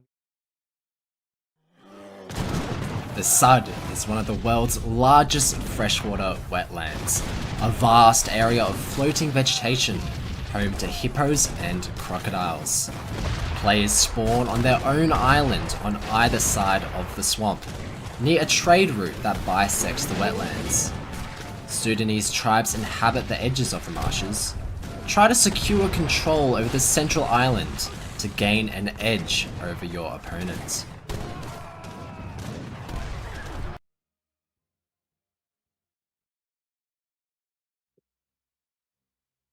so yeah, with the cool map video being played, let me quickly load up game number 5 in this best of 7. 2 each. I don't think we have had this close a series yet. I think all the round of 32 games and round of 16 games so far, I don't think any one of them have been this close. I remember a 4-3 between Luke Tom and Sheikh. I remember a 4-3 between Turk and Chef Sudist. But oh man, Yeah. this one's a treat for sure. It is a treat, and it is a matchup that very well could be a finale of a tournament as well. So I'm pretty happy to be there to cast this. And with that, let's dive into game number 5. And you have to do the honors of the intro here, especially the Yeah. German civilization. Go for it, We guys. have the map Sud, swampy marshland, with a little bit of trade route. The matchup is Germans in the blue for iamturk versus the Mexicans in green for King of Osmane. And as I already stated, Mexicans kinda counter the Germans, especially in the Commerce Age, just because of the existence of a unit called Insurgente. I love how you pronounce that. Insurgente. I think this is the correct yeah. pronounce. I don't speak Spanish. I think that's how you should pronounce it. It does sound correct to me. Any Spanish or any Espanol speakers in the chat, feel free to correct us. But to me, that's sounded spot on. And we have Turk here in the north of the map, as Gaius introduced, playing the proud German civilization, herding these giraffes. And oh man, I hate giraffes. Not in real life. I think they are cute animals, but in the game, herding them is just awful. And Giraffes giraffes and spawns elephants. Yeah, they from are just. hell. They are spawns from hell. Oh And you man. can't convince me otherwise. Herding those Oh man, those it's a pain. demons is so infuriating. I So know some infuriating. players who just kill every giraffe under their TC so they don't run away. And I don't blame that. I don't blame. If you get those things under your TC, just kill it. But yeah, nice juicy 95 XP. iamturk has discovered the true origins of the universe. Instead of being a philosopher, instead of being the enlightened one, just managed to get his one of the best shipments in the game. 2 settler wagons, a little bit faster. I mean, that's a trade I would take. But I love the names of some of these treasure spawns, man. And look at that. KINGofOsmane has discovered lost Axumite coins worth 60 coin. I love some of these treasure names, man. But Yeah. going with the, another one of the stronger Age 1 cards, 2 settlers and 1 Hacienda wagon. That Hacienda wagon gives so much XP when built. It's a shipment point. It's a FP point. It can herd livestock. And it can be used for as a mill, etc. It's just such a good building for Mexico, man. It is such a good building. Just a little historical fun fact to this treasure: Aksum is the ancient Ethiopian kingdom. Oh wow, we have got the lore, we have got the trivia. Pleasure to have you as the co-caster, man. And I like these hero skins also. Look at that, Mariano Bravo with that big, bold Spanish hat, and all the what do you call these medallions on his shoulders, and we have the German hero Martin. I think this is the classic German skin, but I love the new German skin as well. Those are both the classic Flora skins. Yeah. German with the straw hat looking. Yep. But I think Turk did have a very good treasures this game. What was the second treasure? 80 coin, 95 XP, 35 wood, going H2 with the quartermaster with 17 villagers, population very standard for him. Land deck, no double swordness card, nothing crazy. Very, very, very standard deck, as old school, as legacy as it gets. Oh, I have to. KINGofOsmane, and I know now not only is Mexico not a bad civ against Germans, on this map are the Sudanese. And KINGofOsmane is building the Sudanese trade post because the Sudanese have the red sea wagons, which cost 400 resources, and they can build 2 buildings, and they build any building, so they can build 2 haciendas. KINGofOsmane is also aging with Tlaxcala, where he can send a card where each hacienda in TC gives him 2 villages. So it's an 8 villager shipment in H2 if he builds 2 haciendas with the red sea wagons. And sends this card. That's why guys with the game knowledge down pat come, and he calls it exactly right. Oh man, this hacienda costs 600 wood to build, ladies and gentlemen. And with the Sudanese, as guys said, he will get 2 of them for just 400 wood. That's why he's sending the 700 Not even wood, 400 resources. It's 450, 250 food and 150 coins. So it's not even hard to gather for it. And that's why any map, fast. Any map with Sudanese on them is automatically a good Mexico map. Because of that one tech. And Tlaxcala Textiles is on the way, which gives 2 villagers per hacienda and TC. And you also get, if you build the hacienda after the shipment goes in, you get those 2 villagers afterwards as well. Oh man, so he doesn't even have to time that shipment. He can send them ASAP. And that's already an 8 villager shipment, which is usually age 3. Oh man, this is crazy. You have an FP, you have 6 Insurgente, and he's microing for this treasure. That beats the famous 3 settler wagon shipment, which is one of the best, if not the best H2 shipment. But those Tlaxcala textiles, in combination with the Red Sea wagons, outscales even 3 settler wagons. Oh my god, man! I think this is the dream start for KINGofOsmane. Getting 190 XP, catching 1.5 Uyan for free, doing this monstrous build as guys pointed out with the 8 villagers and the Red Sea wagons. Oh man, and as guys pointed out, Mexican is supposed to be a counter to Germany. And look at that score.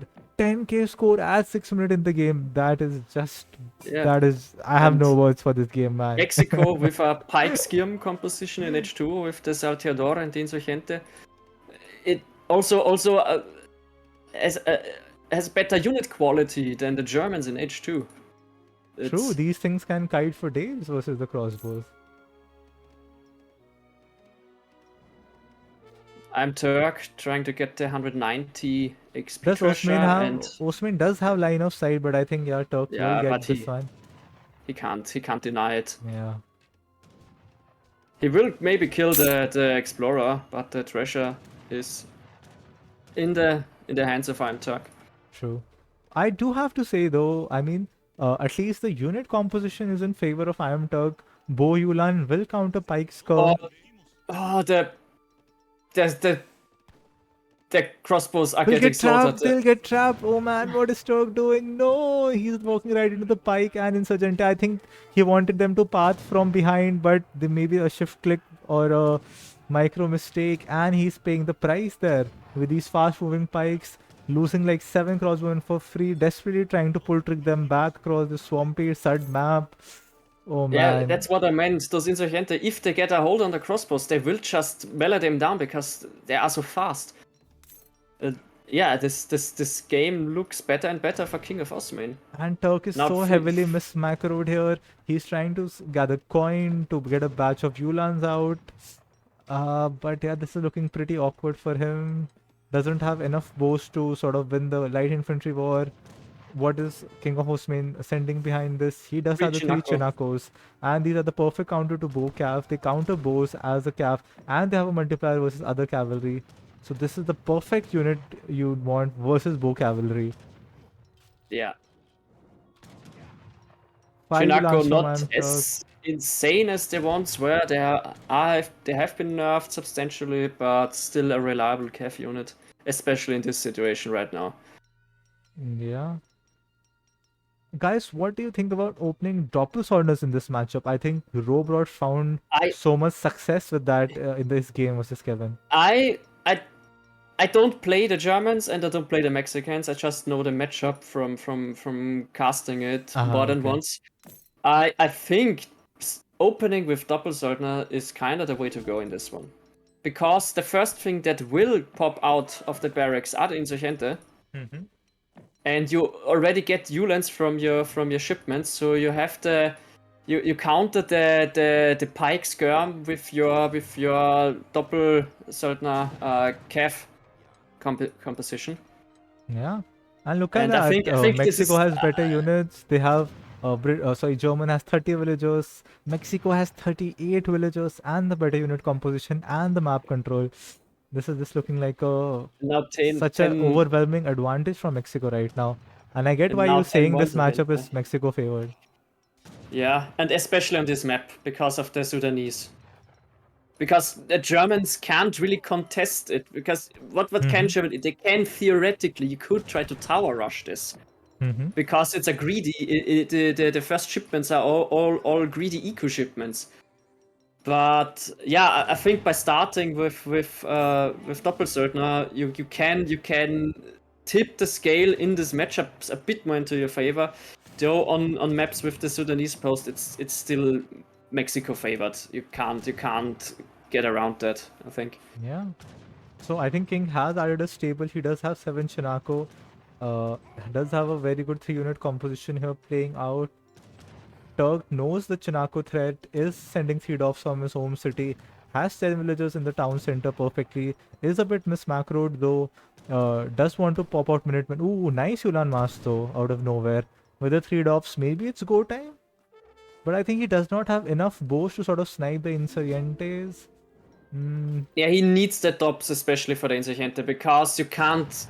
They are so cheap to get the bow mass and the split fire, because you will constantly overkill on them. You need to get the Doppelsöldner into the mass of Insurgente to shred them down with the big swords. Right. Love some dop swings, man. Yeah. But yeah, this is the problem. Yulan, low HP cavalry. You know, so KINGofOsmane has enough Chinako and Insurgente just firing away, microing down the dops. Now he will pull trick all his units in front.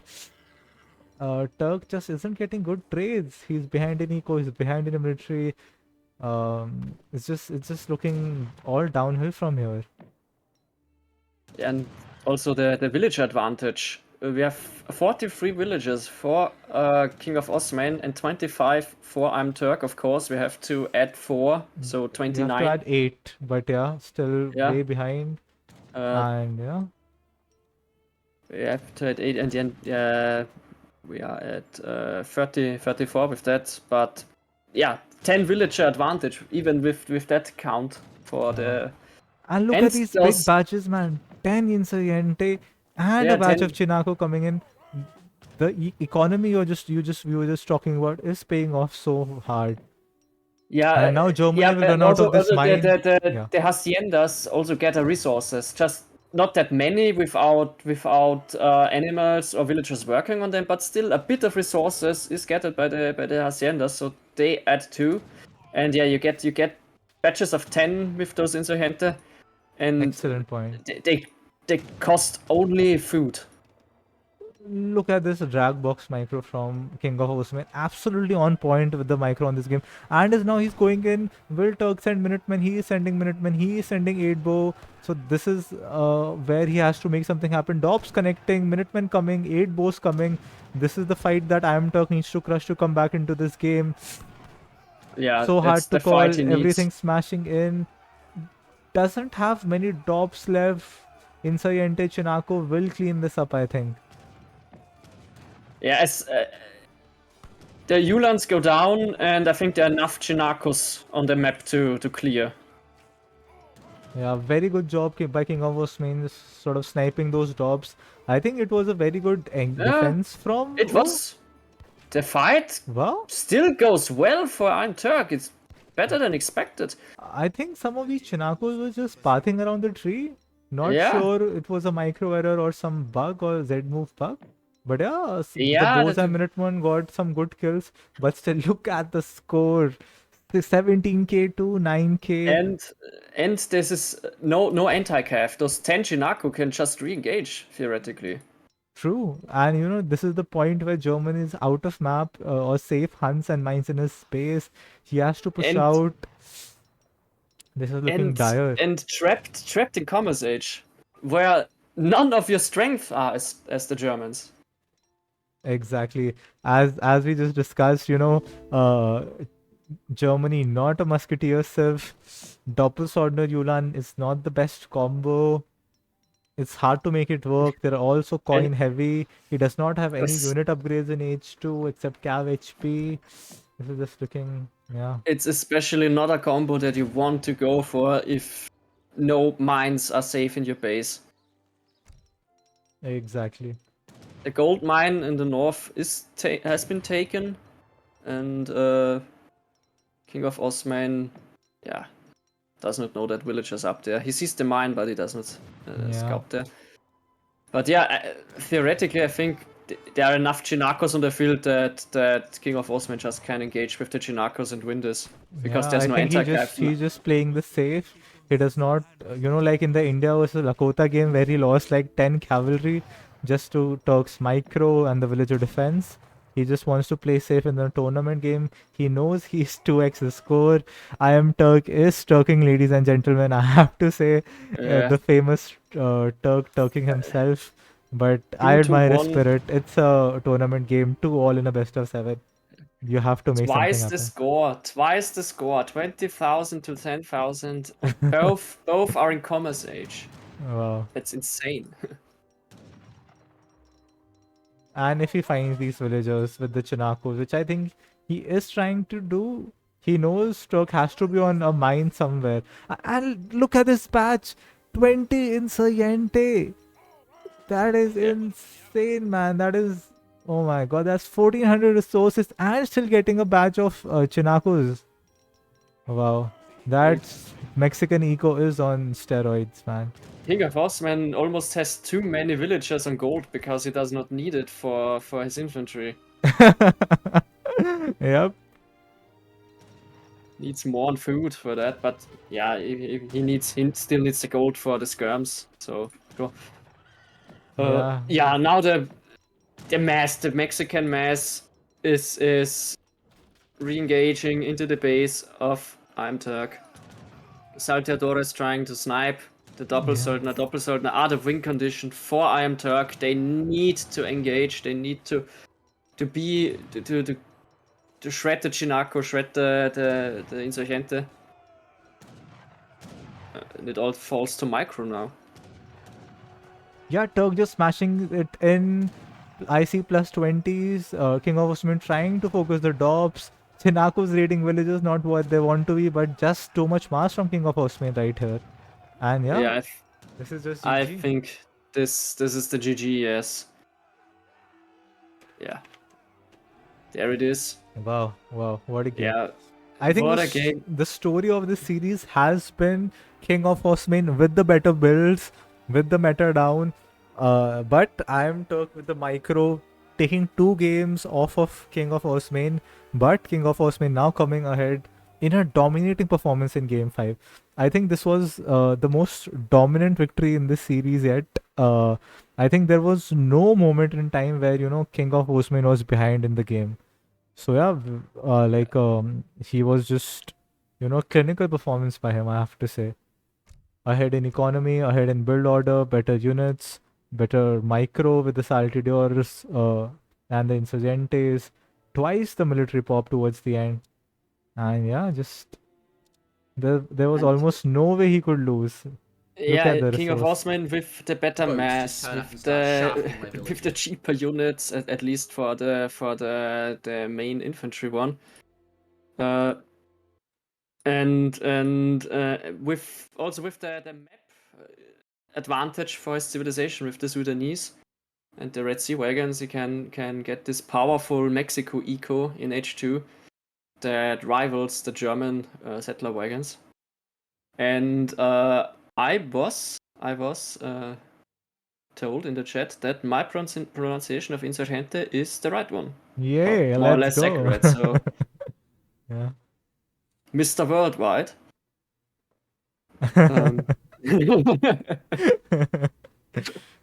Our emperor is a cultured one. I am definitely one of culture. But yeah, Alright. that brings it series to 3-2 in favor of KINGofOsmane. He is on match point. He is on series point. He is one victory away from facing Robrod in the semifinals. So tell us about match number 6. Tell us about the matchup, and let's get the predictions going.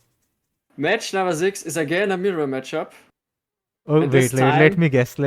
Yeah, guess. Okay. What are Turk's left? He has played French. Is it Dutch? No, but KINGofOsmane does not play Dutch. Okay, tell me the map, then I'll try to guess. Just the map is Ivory Coast. Ivory Coast. So trade routes, water. Okay, it can't. Is it a Portuguese mirror? Tell me it's a Portuguese mirror. No, sadly not. Okay, so which one is that? It is an Ottoman mirror. Oh man, even better. I think they're saving the best matchups for the last. I was about to say, when will we see KINGofOsmane playing Germany, and when will we see iamturk playing Ottoman? At least we have the Ottoman from both players. Yeah. Spiegelkampf. Yes, thanks, Assad. Yeah, Hawk Girl calling it. One is Otto surely. Otto wins this matchup, I am sure that Otto wins. But yeah. Okay. Okay, let me see if you have a map video first. Region hosted with trees and dunes, which give way to grassy plains and eventually a plateau. The Ivory Coast is an important hub for trade. The naval trade route connects Africa with Europe and the Americas, while its counterpart on the mainland connects the coast to the savannah, and controlling these routes is critical for victory. The land trade route bisects the plateau in the north, so each team has access to easily defendable resources away from the water.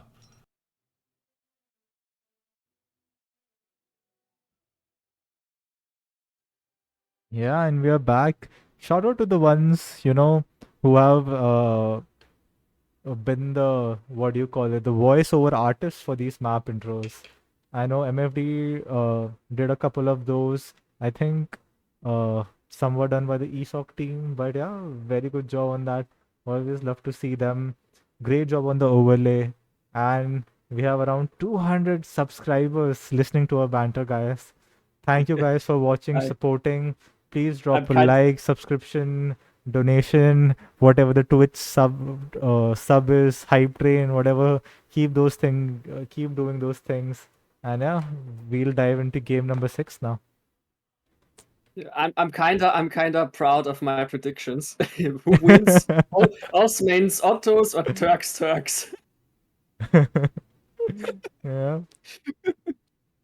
I heard you like Turks, so here Turks turking with Turks is in the chat. Turks stronger than Otto. Oh wow. Oh wow. Yeah. Yeah, So yeah, let's get this, started with game 6. Take it away, this is guys. a matchup for the ages. The big Ottoman civil war down in the Ivory Coast. And yeah, Ottomans are a civilization who are the most versatile in things they can do. They can stay H2 and have powerful units. They can FF with powerful shipments. They can FI. They can revolt. They can go on water if they want to.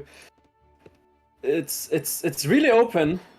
What's going to happen? And as I said before in the Spanish mirror, I like mirror matchups in that regard that it shows the different approaches to civilization. And man, talk about different approaches. Like the Spanish mirror, we have a full on deviation. I am Turk ignoring this strong treasure, a Roman scroll on military tractors, probably signed by Gaius himself, going for the two trading posts in the middle, which are there on the Ivory Coast. King of Osmane, meanwhile, goes for the church, goes for this treasure, and goes for a dock. So it took us 6 games to finally have a dock in this series. Yeah, Which star do you like here, Oh. Megas? one. I like water. Mm-hmm. I generally tend to lose when I play water, but I like that.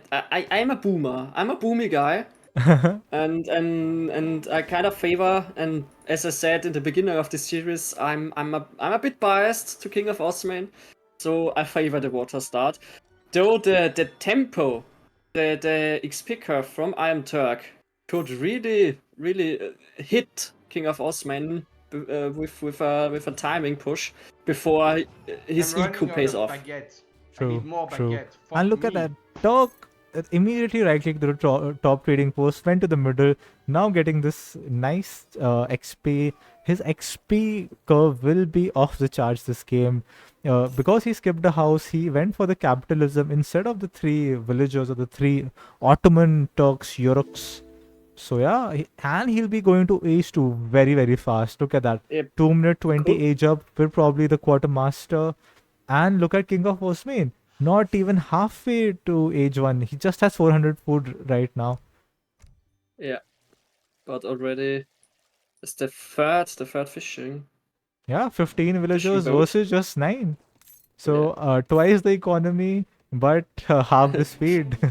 Twice Will the speed economy, win double or the the fall. economy? And interestingly, Turk just has 2 galleys and 1 frigate to contest this. One big feature about this map is that, you can scout the water without even scouting it, if that makes any Yeah. sense. It is like Indochina. So Turk already knows he's in water. He knows there are no trading posts. He can always look here. So that's the only thing I don't like about going water on this map. There is no element of surprise here. You're right, the water is instantly revealed, and for the long game there are only 2 whales in the sea, so Oh yeah, another you excellent can't go greedy on water with 4 docks and 20 to 30 fishing boats. Will Osman deny the 3rd trading post? What do you think? Yeah, I think he is macroing for it. Yeah, he is waiting, and I think it's important to take it. so iamturk can just claim the whole trade route and upgrade it for himself. iamturk going for the quartermaster, but look at that macro. Is he going for a naked FF though? I mean, there is no FP villagers. I do not see a dock. I think first shipment will be 700 coin. We have to wait and see. Yeah. Okay, it is 700 wood. Now we see 2 villagers. Okay, so it is an in-base barracks by Turk. Maybe, as I mhm. said, maybe it's a timing. Maybe it's a timing push. Okay. I mean, I think Turk is still doing the same mistake as last game. He knows his opponent is a little bit greedier. He is on water. He will, or out eco you. You have the tempo advantage with the true trading post. What I would love to see from Turk is dropping a barracks right here, sieging this third trading post, and try to go for stagecoach himself. Yeah, I think that's the plan. I think iamturk wants this trade route for himself, because he's only 1 TP away from that. Yeah. And yeah, Janissaries generally have a really high siege, so it won't take long with 2 batches of Janissaries to siege that thing down. Delhi Star from KINGofOsmane though. What do you think about that? But where will he get the economy to queue those Delhis? Not too sure. Not too sure. I think generally it's a good idea, since the Janissaries are not the best type of musketeer to And he does fight scout cav the units. in-base barracks from Turk. And the barracks is scouted, so And instantly I think drops an artillery foundry. Sorry to cut you off, Megas, but yeah. Please go on. yeah, I was want to say cav is not the best start. Is not the worst start against Ottomans, because they have not the best anti-cav to choose from. They kinda have the ESOC. They kinda have the Janissary, who is tanky but doesn't deal that much damage on cav. So some Delhis. No, I that mean, is he true. I wants think to- Janissaries are he wants to- slow. They have low melee attack. But I think Turk will scout because of the trading posts here. And he instantly researches stagecoach and will try to go for the third trading post. Let's focus here. Let's see if Turk loses any villagers. One villager is exposed. Instantly sends Minutemen to deny that raid. That's how Yeah. much the threat these Delhis are. Yeah, I mean, of course, KINGofOsmane doesn't want to just charge in with some Delhis into Janissaries. He wants to raid, and iamturk, sent out his Bashibuzuk. Maybe a bit premature. Yeah, I think so too. I think he could just have waited for the next batch of Janissaries, maybe send 2 back. But still, I think they're getting a fine trade. And will catch these Delhis. I think this has been a 2 good Delhis- catch for Turk. 2 Delhis down, but also 3 Delhis down. All right, now I'm able to agree with you that this was resource-wise a good trade for iamturk. Abus Gunners out on the field though. So Delhi Yeah. Abus Gunners is the composition. But this hero could go into melee and this Janissaries could catch. But nice micro by KINGofOsmane going back at the right time. Now I think he Turk can has to go back fight. now. I know the famous saying Jans go forward, but against a player of KINGofOsmane's micro, look at that. Look at those Abus splits. Already the- 2.5 Jans down, so many on low HP. And the Delhis could snare. This could be an excellent trade for KINGofOsmane. He decides to go in here. Yeah, just that the Abus kinda blocked the Delhi a bit. But KINGofOsmane can just kite for days at this right now. So iamturk has to draw back, has to get some cav of his own, or a mess of Abus guns. But he's building a stable. And he's some going for Delhis the 3 Delhis. Yeah. This could be a good catch, KINGofOsmane. Okay, so KINGofOsmane even added a third military building. He loves his 3-unit composition. He knows the only way to lose this is on a 8 Delhi switch. So he goes instantly for the 5 Janissaries and adding more Janissaries. That will also provide him siege to reclaim this trading posts. Things are looking good for KINGofOsmane. 31 villagers versus just 24 of iamturk. 2 stagecoach trading posts, but about to lose the third one. When King reclaims his trading post, he will be in the economic lead. He has all the three, military buildings down. Composition looking good. But yeah, let's see what Turk can make happen right now.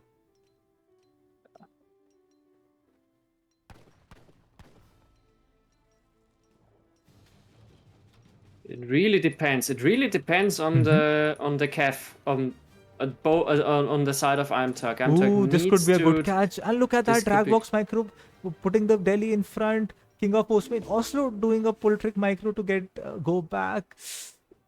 This looks like enough Janissaries. And then the Delhis, the Dragbox magic, the Delhis and Janissaries in melee against the Delhis of iamturk. And but there's still some calf left. But yeah, I think this is a good trade for iamturk. Killing those high resource, high costing, expensive Abus gunners with the Delhi and Janissaries. Oh man. And still some Delhi's alive. Oh my Still god. some alive. And Excellent delete micro by iamturk. I have to say, I did not expect the fight to go that way. Wow, what a It's swing. Brilliant micro from iamturk. Those Delhis doing the work. Only 3 Abus left. The Janissary mass is intact. We have still some Delhi to snare. And those Janissaries can now get to work and siege down a house if they want to the artillery foundry. Try to get some villagers, of course. We have the Bashibusuk from KINGofOsmane. Yeah, iamturk doing the smart thing, going back now. He doesn't want to overcommit. No, you don't Score want to, still especially... even somehow, I think, because of the superior economy. But yeah, that was a commanding fight and a decisive trait for iamturk. But we still have to say that iamturk is still only doing Musk Husk composition. Doesn't even have a market yet, while KINGofOsmane does have a market. Does have Jan Abus, which is the perfect counter to this unit composition, and does still have the water economy going. I have to object the phrasing just Musk-Husk composition. This composition is without flaw. The only better composition is Musk. Yeah, Musk. The better composition is Carolian's 3 years back. Oh yeah. Or the famous Ari Sepoys. But yeah. KINGofOsmane sending what is this upgrade. called? 20% HP on Abus Gunners. That's a nice card. Yeah. That's nice, especially when they get caught again from the Delhi. They can withstand this little bit longer. Turk trying to get a raid in. I think he needs that to sort of equalize the economy. But he is ahead 2 trading posts, so 35 villagers for KINGofOsmane, some are both, so let's say 32 villagers, 28 and 2 trading posts for iamturk. So the economy is actually very similar. I just have to say the unit composition is in favor of KINGofOsmane with the Jan Abus. Okay, so nice catch here by the counter raid. Both players being on top of the counter raid, man. iamturk sent the 700 coin. He could think about sending the 2 galleys next to kill the water eco from KINGofOsmane. It is not that big. It is 6 fishing boats, but that's true. There aren't many H2 shipments left for one. Oh, I just had a big sound alert. Do you have a raid or a donation or something? Maybe? Wait, I will look. Yes, we have a subscription. Afroholic. Thank you, Afroholic, for that. This is the best of 7 between KINGofOsmane and iamturk in the round of 8 of the ESOC Spring Championships. KINGofOsmane is ahead 3-2 in this best of 7. He is on match point. He has a slightly better military composition and the economy. Slight advantage in this Ottoman mirror. And let's see what iamturk can make happen here. And KINGofOsmane now equalizing the economy, taking his own trading post, might kill one, but another raid attempt by iamturk, which has been again denied. Wow. iamturk with the raids, and I could imagine, KINGofOsmane sending the galleys. That's wild. Yeah. I think he does not have any good shipments left. Perhaps 600 wood, but maybe he's just anticipating the galleys from Turk himself, as you said. Turk, meanwhile, okay, so Turk Yeah, is sending sending the 6 galleys. galleys also. All right, Okay. all right. I've said nothing. Yes, sends the galleys. So we will have the galley war on waters. The war will expand it onto the front of the ocean, and King of Osman with his army could get pincered there. Oh yeah, that's a good point. Delhi's coming. Delhi's are a little bit far though for my liking. And you know, he does have enough Janissary right now. And he does have Abus hit points. Getting free Yeah. pot shots on the Janissaries. 3 Janissaries already dead on this map of Sard. Turk might lose another few for free. All these Delhi's trying to go for a raid here. This could be a big raid though. I think this is exactly what Turk needs. He knows he can't take a direct engagement. He knows he will lose the trading post. The only way to come back in the game is with either a 2 galley shipment. Did we have a galley war? Sorry, ladies and gentlemen, I may have missed the galley war. King of Osmane came out ahead, but the big raid. I don't think there's a fight going. The big raid. How many villagers will Osmane lose? We have 36 villagers. We'll lose at least 6 villagers here. 36 going to 33, 32, 31, 36 down, 7 villagers down. Losing 2 Delhis for 7 villagers. That's a trade I'll take in a heartbeat. With that, iamturk is in the villager lead. Wow. I mean, in almost every game, you know, iamturk has a slightly worse build, but just takes some of the better fights and just, you know, claws back into some of these King games. of Osmane is always going more greedy, and with the more stable, more build order. Another raid. But This one could be big. iamturk, but he's always catching it. Yeah. Please. Stepping up with the micro, stepping up with the raids. Yeah, I have to say this is, you know, this feels like better builds and better, you know, sort of meta awareness by King of Osmane, but slightly better micro and mechanics from iamturk in this series still so far. But iamturk playing with fire, killing King of Osmane steadily, but getting snared back. Meanwhile, catching Abus for free. Ooh. This is what I'm talking about. Out multitasking his opponent, killing villagers. Davis could get pincered now. Yeah. For the Delhis. Okay, right, good micro by Osmane now. I think now Turk has to go back. Villagers. Yeah. So that's 27 villagers from 37. Wow. Yeah. iamturk is on a 10 villager lead, still batching Delhi Janissaries. We have to remember, ladies and gentlemen, this is a wide map. This is not a map, you know, where you can just, you know, sit behind your base and have lots of resources. This is an open and wide map on the land. So there is so much potential for raiding. And, you know, Turk is just using that to his advantage. Half the Hunt's elephants, and as we stated before, next to giraffes, elephants are spawns from hell that won't let you hurt them in any direction you want. Yep. Oh man, another big raid, but I think King of Osmane spots this. Look at this raid from the south, raid from the north. King finally trying to go. I think what King needs to do. This is enough Telly to sort of kill these Janissaries. This please is fight, a GG raid. Please fight. This Turk, is an absolute GG raid. Why? You could stay and fight. You could stay and fight. Yeah. Oh man, I don't like this. Turk, you could stay and fight. This are five Janissaries. Oh man, I'm not sure what he's waiting for right now. Look at the big Turkish villager migration. Yeah. But this might be a good counter raid here. Okay, so Turk pulling back in time will lose at least 3 or 4 villagers. Loses 1, will lose 2. Ooh. Finally we see Abus from Turk as well. Still trying to raid with the Delhi. King of Osmane knows he has to sort of push the advantage here. Turk leading in score. Turk leading in economy. Turk finally adding some Abus gunners. Still raiding. Needs his cap. iamturk needs the Cav back in the Yeah. fight, because with this Cav he can surround the army of King of Osman and end this Yeah. game.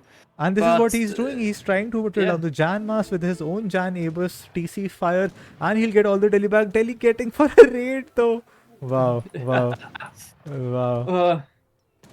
Turk is showing that he's a better Turk player, There man. are many accounts in history where battle is lost because the cavalry charged through the ranks and chose to raid the enemy camp instead of falling back, and that's why King of Osmane won this battle.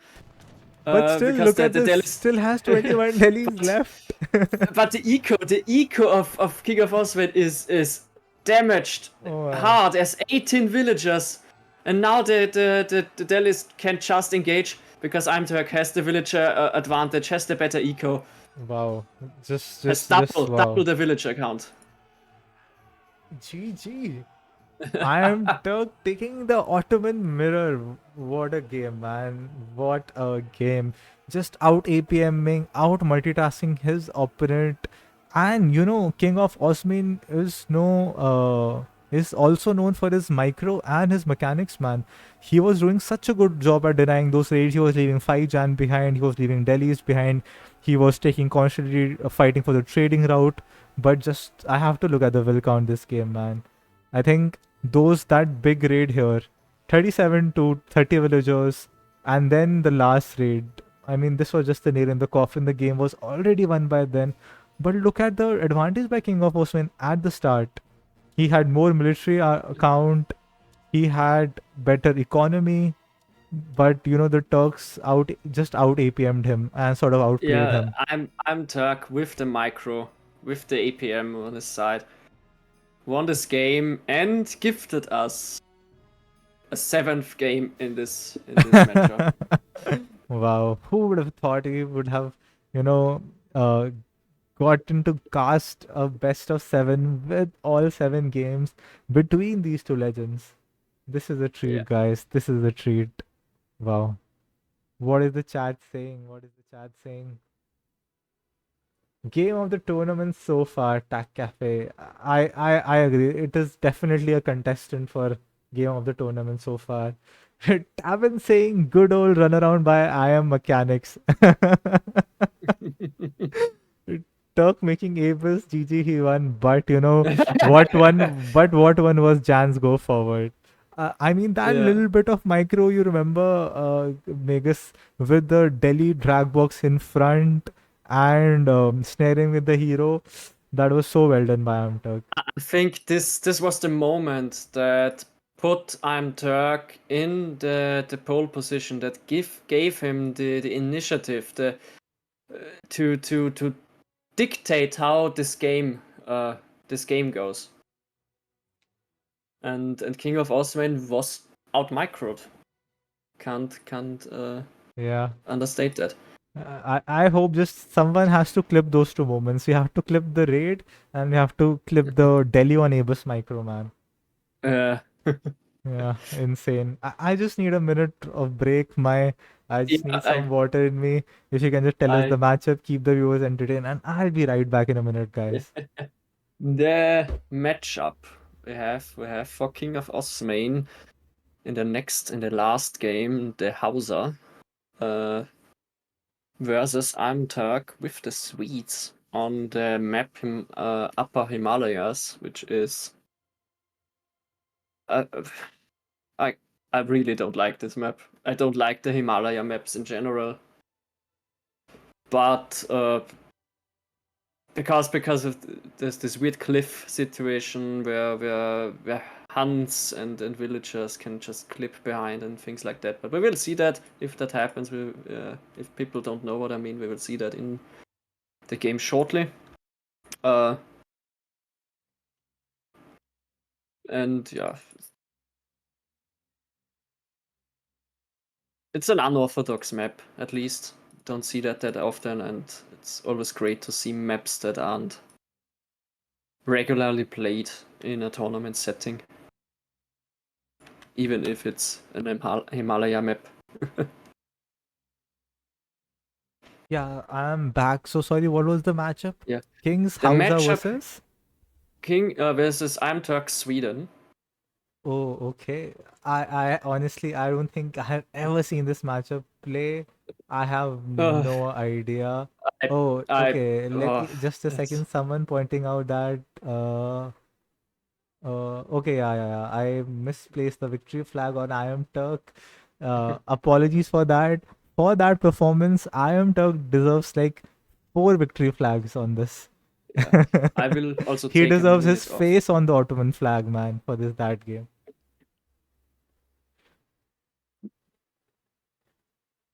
Yeah, so I'm just curious to see who had to pick the Sif first and who was the one counter picking. So, first game was a blind pick, second game it was King, fourth game it was King, sixth game it was King. So, actually, it was Turk who had to pick first in this deciding match. Oh man, that can be so brutal at times. Getting sort of counter picked in the decisive game. Ladies and gentlemen, this is match point. This is series point. This game will, the victor of this game will take the series and will meet Robrod in the semifinals. So, yes, the stakes are high.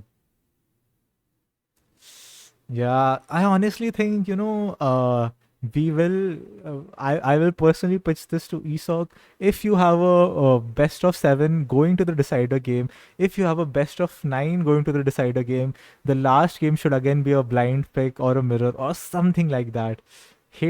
Would hate to see, one person to lose just because of a counter pick, but them's the rules. We try to make it as fair as we can, but yeah. Still a game, still a game. All right, I'm back. Without further ado, let's jump into the final game. You said the map is Upper Himalayas. Let me see if Upper we have a Himalayas. video. Yeah. Just a second.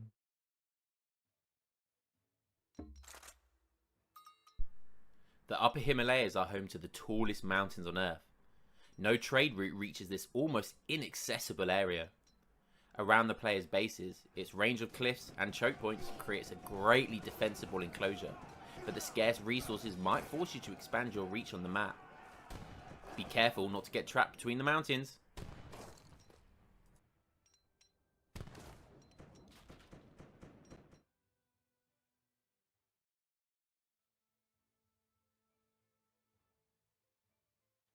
In all fairness, I Am Turk did have 3 picks first. So this is the third, 3 picks second, or 3 opportunities to counter pick. So this is King of Osmane's third opportunity to counter pick. So can't be too picky about that. But yeah, let's get into it. Let's get it. But I wanted to say this matchup was a bad matchup for Sweden when Sweden was a top tier Civ. Wow, Even that says it all. It's really one of the worst matchups for Sweden because the Raider are the perfect counter unit to the whole Civ. And we can start and I can a bit explain why. Yeah. So yeah, let's jump right into the game and take us away in this final decider in the best of 7 between I Am Turk and King of Osmane. Yeah, because the Raider can not only are good at raiding villagers, they also have bonus siege and can siege down the torps faster. And because they are cav unit, they are harder to track and to catch with your Carolians. You have to make a cav start as Sweden. Mm-hmm. And have to go cav heavy, and your combination later on is probably something hacker pellet and artillery. But you are in a massive disadvantage in this situation. I can't overstate how bad this matchup is for Sweden. Wow. And I dread. I'm Sweden main. I dread what we're going to see there, and I hope I'm Turk. Maybe I Am Turk, He's obviously the better player than I am, and I hope he has an answer for this. I hope he has an answer for this situation. Yep. We will see how this matchup plays out. One thing to mention though, first non-TP map of this series. And another thing that makes Hausa or Not any first. African civ. Okay, sorry. The third game was a non-TP map, but we didn't see that because Oh auto yeah, sync yeah, yeah. error. So the first game we are actually witnessing on a Yeah. non-TP map, Yeah. but another thing that makes Hausa even deadlier on this in this matchup is the presence of yaks on this map. Yeah. African civs with their Any livestock market, any any yaks map he's get is great. with livestock, any map with livestock makes the African civs a tier Yeah. better. But did you notice the banter there between Turk? So he got this treasure that shows the location of all mines on the map. So that's wonderful for Sweden because he can That's top any really, mine he wants now. yeah. There are better treasures in general, but this is the best treasure for Sweden, hands Yeah. down. Look at it, 6 yaks already, and he can even go for these two. And Turk has not spotted these two. This is looking like a good start for KINGofOsmane. Even got 80 food and 45 food.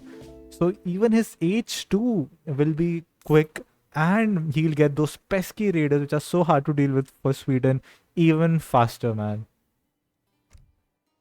Yeah. Let's have a look And at this the map deck. is not even a bad Sweden map because you have a lot of mines and a lot of directions where the mines are. So it's harder to speculate where the Sweden player will send the villagers to top. True. But yeah, we will see. We will see how KINGofOsmane will scout the mines, will scout the tops, will send his radar. Yeah. Anything interesting as a Sweden main? I want you to look at this deck. Tell me if you see anything interesting or out of the ordinary, because Stroke is known to be a fairly orthodox player.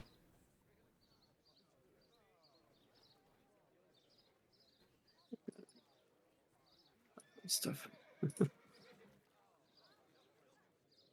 If Sweden tries to get the 120 food treasure. Oh yeah. I mean, KINGofOsmane did scout this, maybe not paying attention, but yeah, this could be a good treasure. KINGofOsmane was occupied with another treasure himself. Yeah. And look at those 8 yaks already for King. Oh man, this is looking very, very good for him. Building a university in base now, pretty standard. Going up with the Songhai again seems pretty standard to me. Turk going up with the governor, making tops, some on the left portions, some here. Like how he's diversifying his tops, fairly standard. Going first with the dominions. Yeah, Again, this is pretty standard. Yeah. This Let's is see. Dropping the outpost in base though. Yeah. How many tops do you like to see before you drop down a barracks as Sweden? I'm scarred. I'm scarred from ranked, and I gather in the transition already for my military building. So as soon as I hit H2, I get my barracks or my stable up, which hinders the top boom a little bit, but I'm scarred from double Rex Janissary rush and that sort of things. Yeah. No, that's completely fair. But interesting. 5 javelin riders. I mean, Sweden does not, usually go for hussars, and you have scouted the barracks. So I'm very, I'm a little bit perplexed by this javelin rider batch, honestly. A I think Kev start for raiders. Kev start for Sweden is right now one of the better things you can do because your hussars, hussars, but you can upgrade them as Sweden quite much, not with this deck, but generally. Sure. And you use Kev start against many matchups, and I'd at least start with hussars against Hauser if I see them in ranked. Okay. So this could have been for security, but yeah, you said the barracks was scouted. I mean, he does have the 3-unit composition now, which Turk will scout. But yeah, and he did get a nice 120 XP treasure with those javelin riders. So yeah, not bad. And now immediately King will try to sort of siege down these shrines. As you mentioned, these pesky raiders pretty cheap cavalry, good speed, Lancer type unit with good siege actually. And Lancer type units fare especially well against Carolians, because Carolians do their anti-cav damage in range. So if a Lancer is in melee with the Carolian does not do the bonus damage back to the cav unit. Oh, interesting to know. H2 Carolians are quite vulnerable to cav if you don't have the mass to actively shoot and kind of kite the cav units, because you need to stay ranged to counter them. That's true. And Turk is now in a defensive position, which is to be expected in this matchup. Bleeding a few tops, still trying to get a good mass going, sending 700 wood. Maybe he'll try to add some bows, maybe he'll try to add some leather cannons or a second barracks. We'll have to see. Does have a decent eco though. KINGofOsmane sending military shipments now after the 700 wood and the Palace of Amina. Has killed 3 tops till now, has a nice 3-unit composition, has lots of influence, has still 6 yaks and 3 cattle left. So yeah, the unit mass from KINGofOsmane and the potential is just insane. Nice cash on the raiders though. Nice catch, and I like that iamturk has 13 operating tops on the field. This is a solid eco. Losing this villager though. This villager won't survive this. As long as you have more than 10 torps, it is a solid eco. Yeah, even getting steel traps now. Yeah. Can't do that with Sweden. You have the resources, so you don't have to have too many villagers on food, can get more on wood. And if you decide to go for ladder cannons, you need exceptional amounts of food, so steel traps can be really useful for Sweden. You don't need them every time, but you can, and they help you with the macro. Fulani catching some Carolians for free though. Remember Fulani archers in good range, fire as fast as longbowmen, twice the rate of fire of normal musketeer archer type units, and they have better good animation. Speed. And a better shooting animation. They don't need the wind up. They can just kite the Carolian. Carolian can of course try to charge in, but you really shouldn't do that except when you're already almost in melee distance. The 2 ladder cannons can try to change things up. I was about to say, so bold of Turk to try to, send this villager to make this stop, but with the reinforcing batch is able to defend that. How does Hauser deal with the leather cannons do in H2? Yes, the Javelin Rider. Javelin Rider. Do they have... they do have a nice multiplier, yeah. As Dragoon units, they have multipliers against artillery, and the Carolians don't counter them. Also, if you have enough Fulani, the ladder cannons don't do much splash damage. You can kind of snipe them out with your bows if they get too close. And King is feeling good enough to go in, but this tree line, I think this tree line is good for Sweden. Is Turk sending Minutemen? He is sending Minutemen. Again, good micro, putting hero in melee, saving his leather cannon, sending Minutemen. This tree line helping him, kiting away. The Carolian mass gets down. Yeah. This is hard to call. Some good shots, one leather down, but yeah, just an overwhelming mass from Hauser right now. Yeah, and half the Carolians are still alive. The ladder cannon is down, and now only Carolians. We get 3 Huss out of the home city, but there's still Javelin Riders on the field. And KINGofOsmane could just retreat right now and would have won quite a bit. The battle definitely was in his favor, and but I have to say, if Sweden has the better economy, and I mean, I agree that the trade was better for Osmane. But this would be a nice catch with the 3 Hussar. This reminds me of the Ottoman Janissary Hussar push into the Abus gunners. On another map, I might agree with the economy because of the yaks on that map. I think Hauser can keep up quite smoothly. Yeah, that's also true. And even sending this card, these Lifudi Knights are scary with the influence. They tank so well. And as you said, H2 Carolians, if they're not in mass, they are vulnerable to even hand cavalry, especially with the Fulani Archer DPSing from them from the back. I love these tops from Turk though. This is I like the don't know fourth why one. the Carolian mass is so isolated out there. Yeah, he's I don't trying to like go this. for a I don't nice like raid this. here, but Yeah, I don't like this. I mean, at least he can, charge away and sort of You run. can't But, you can't run away with the charge. Yes, you can do that. nice little raid here. Got 3 villagers. Might be able to even save these Hussar because of these cliffs. But look at this mass from Osmane, man. The Javelin Rider mass. Is Turk adding more leather cannons though? Okay, so he does send Yeah, the he artillery foundry card. sent Yeah. yes the Julita Stückebruck. Oh man, love Which your sends pronunciations. yeah, I'm learning a bit of Swedish. Interesting. I'm here learning a bit of Swedish because of my obsession with this civilization. But Yeah, look at this man. Out of since nowhere, Turk is back on 200 top pop.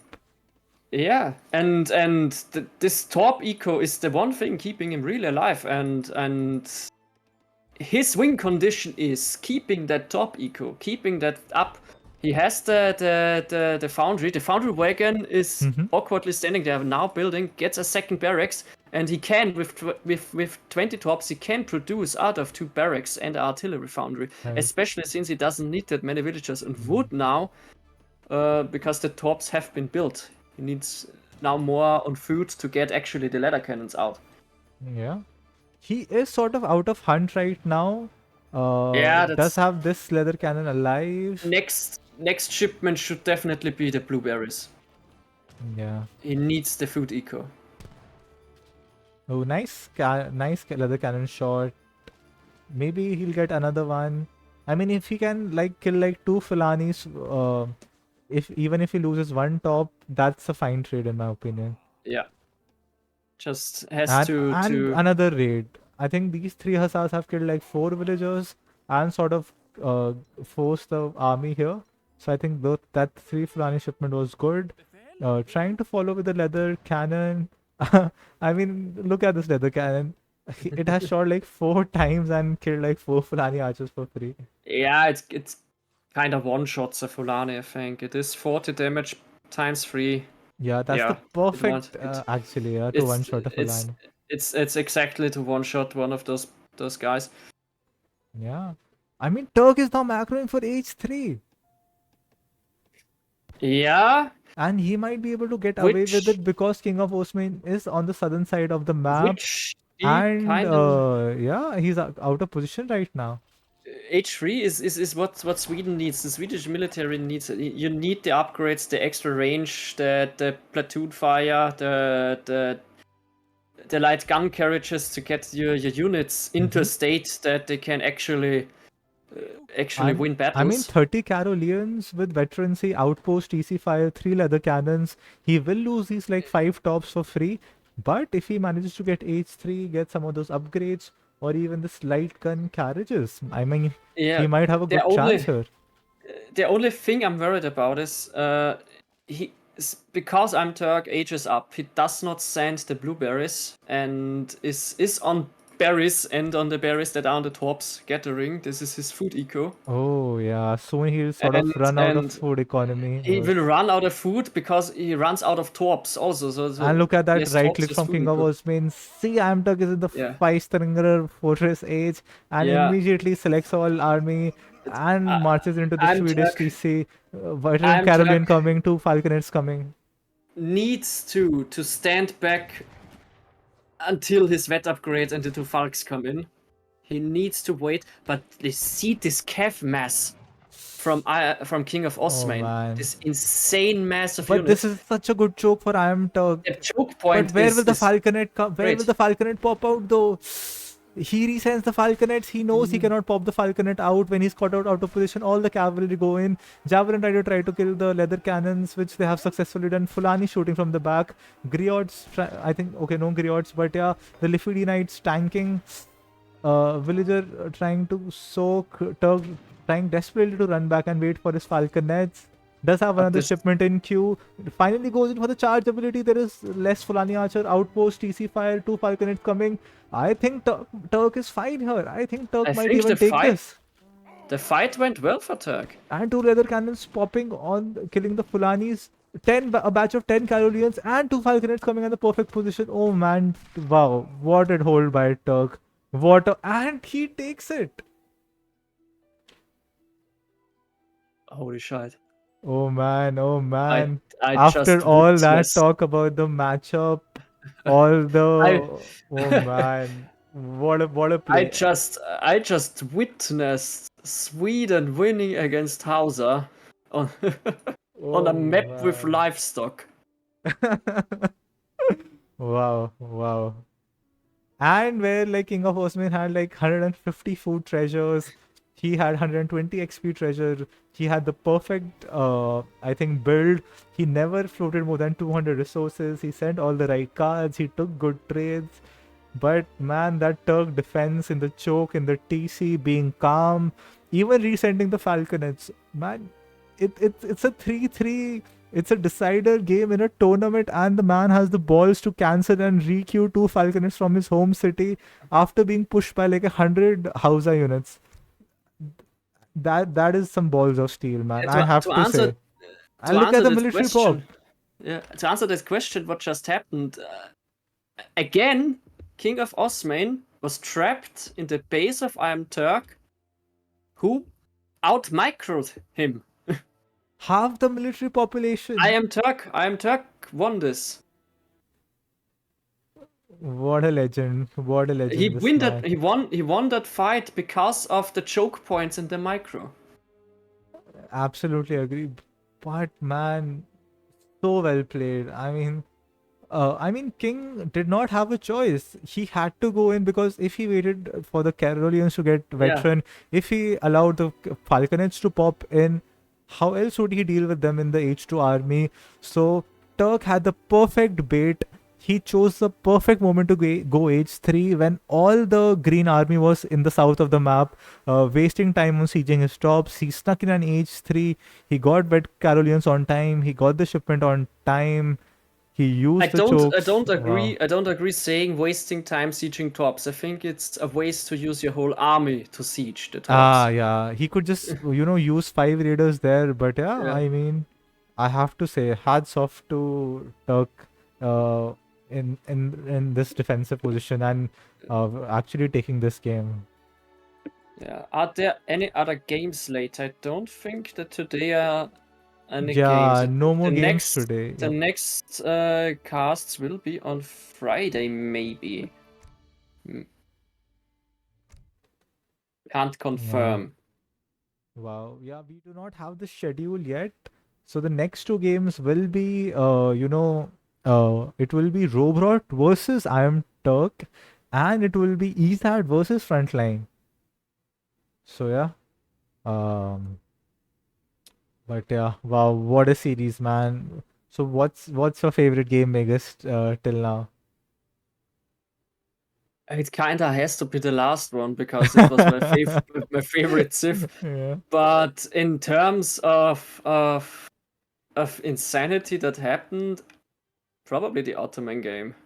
Yeah, The I have Ottomura. to say that too. I have to say that too.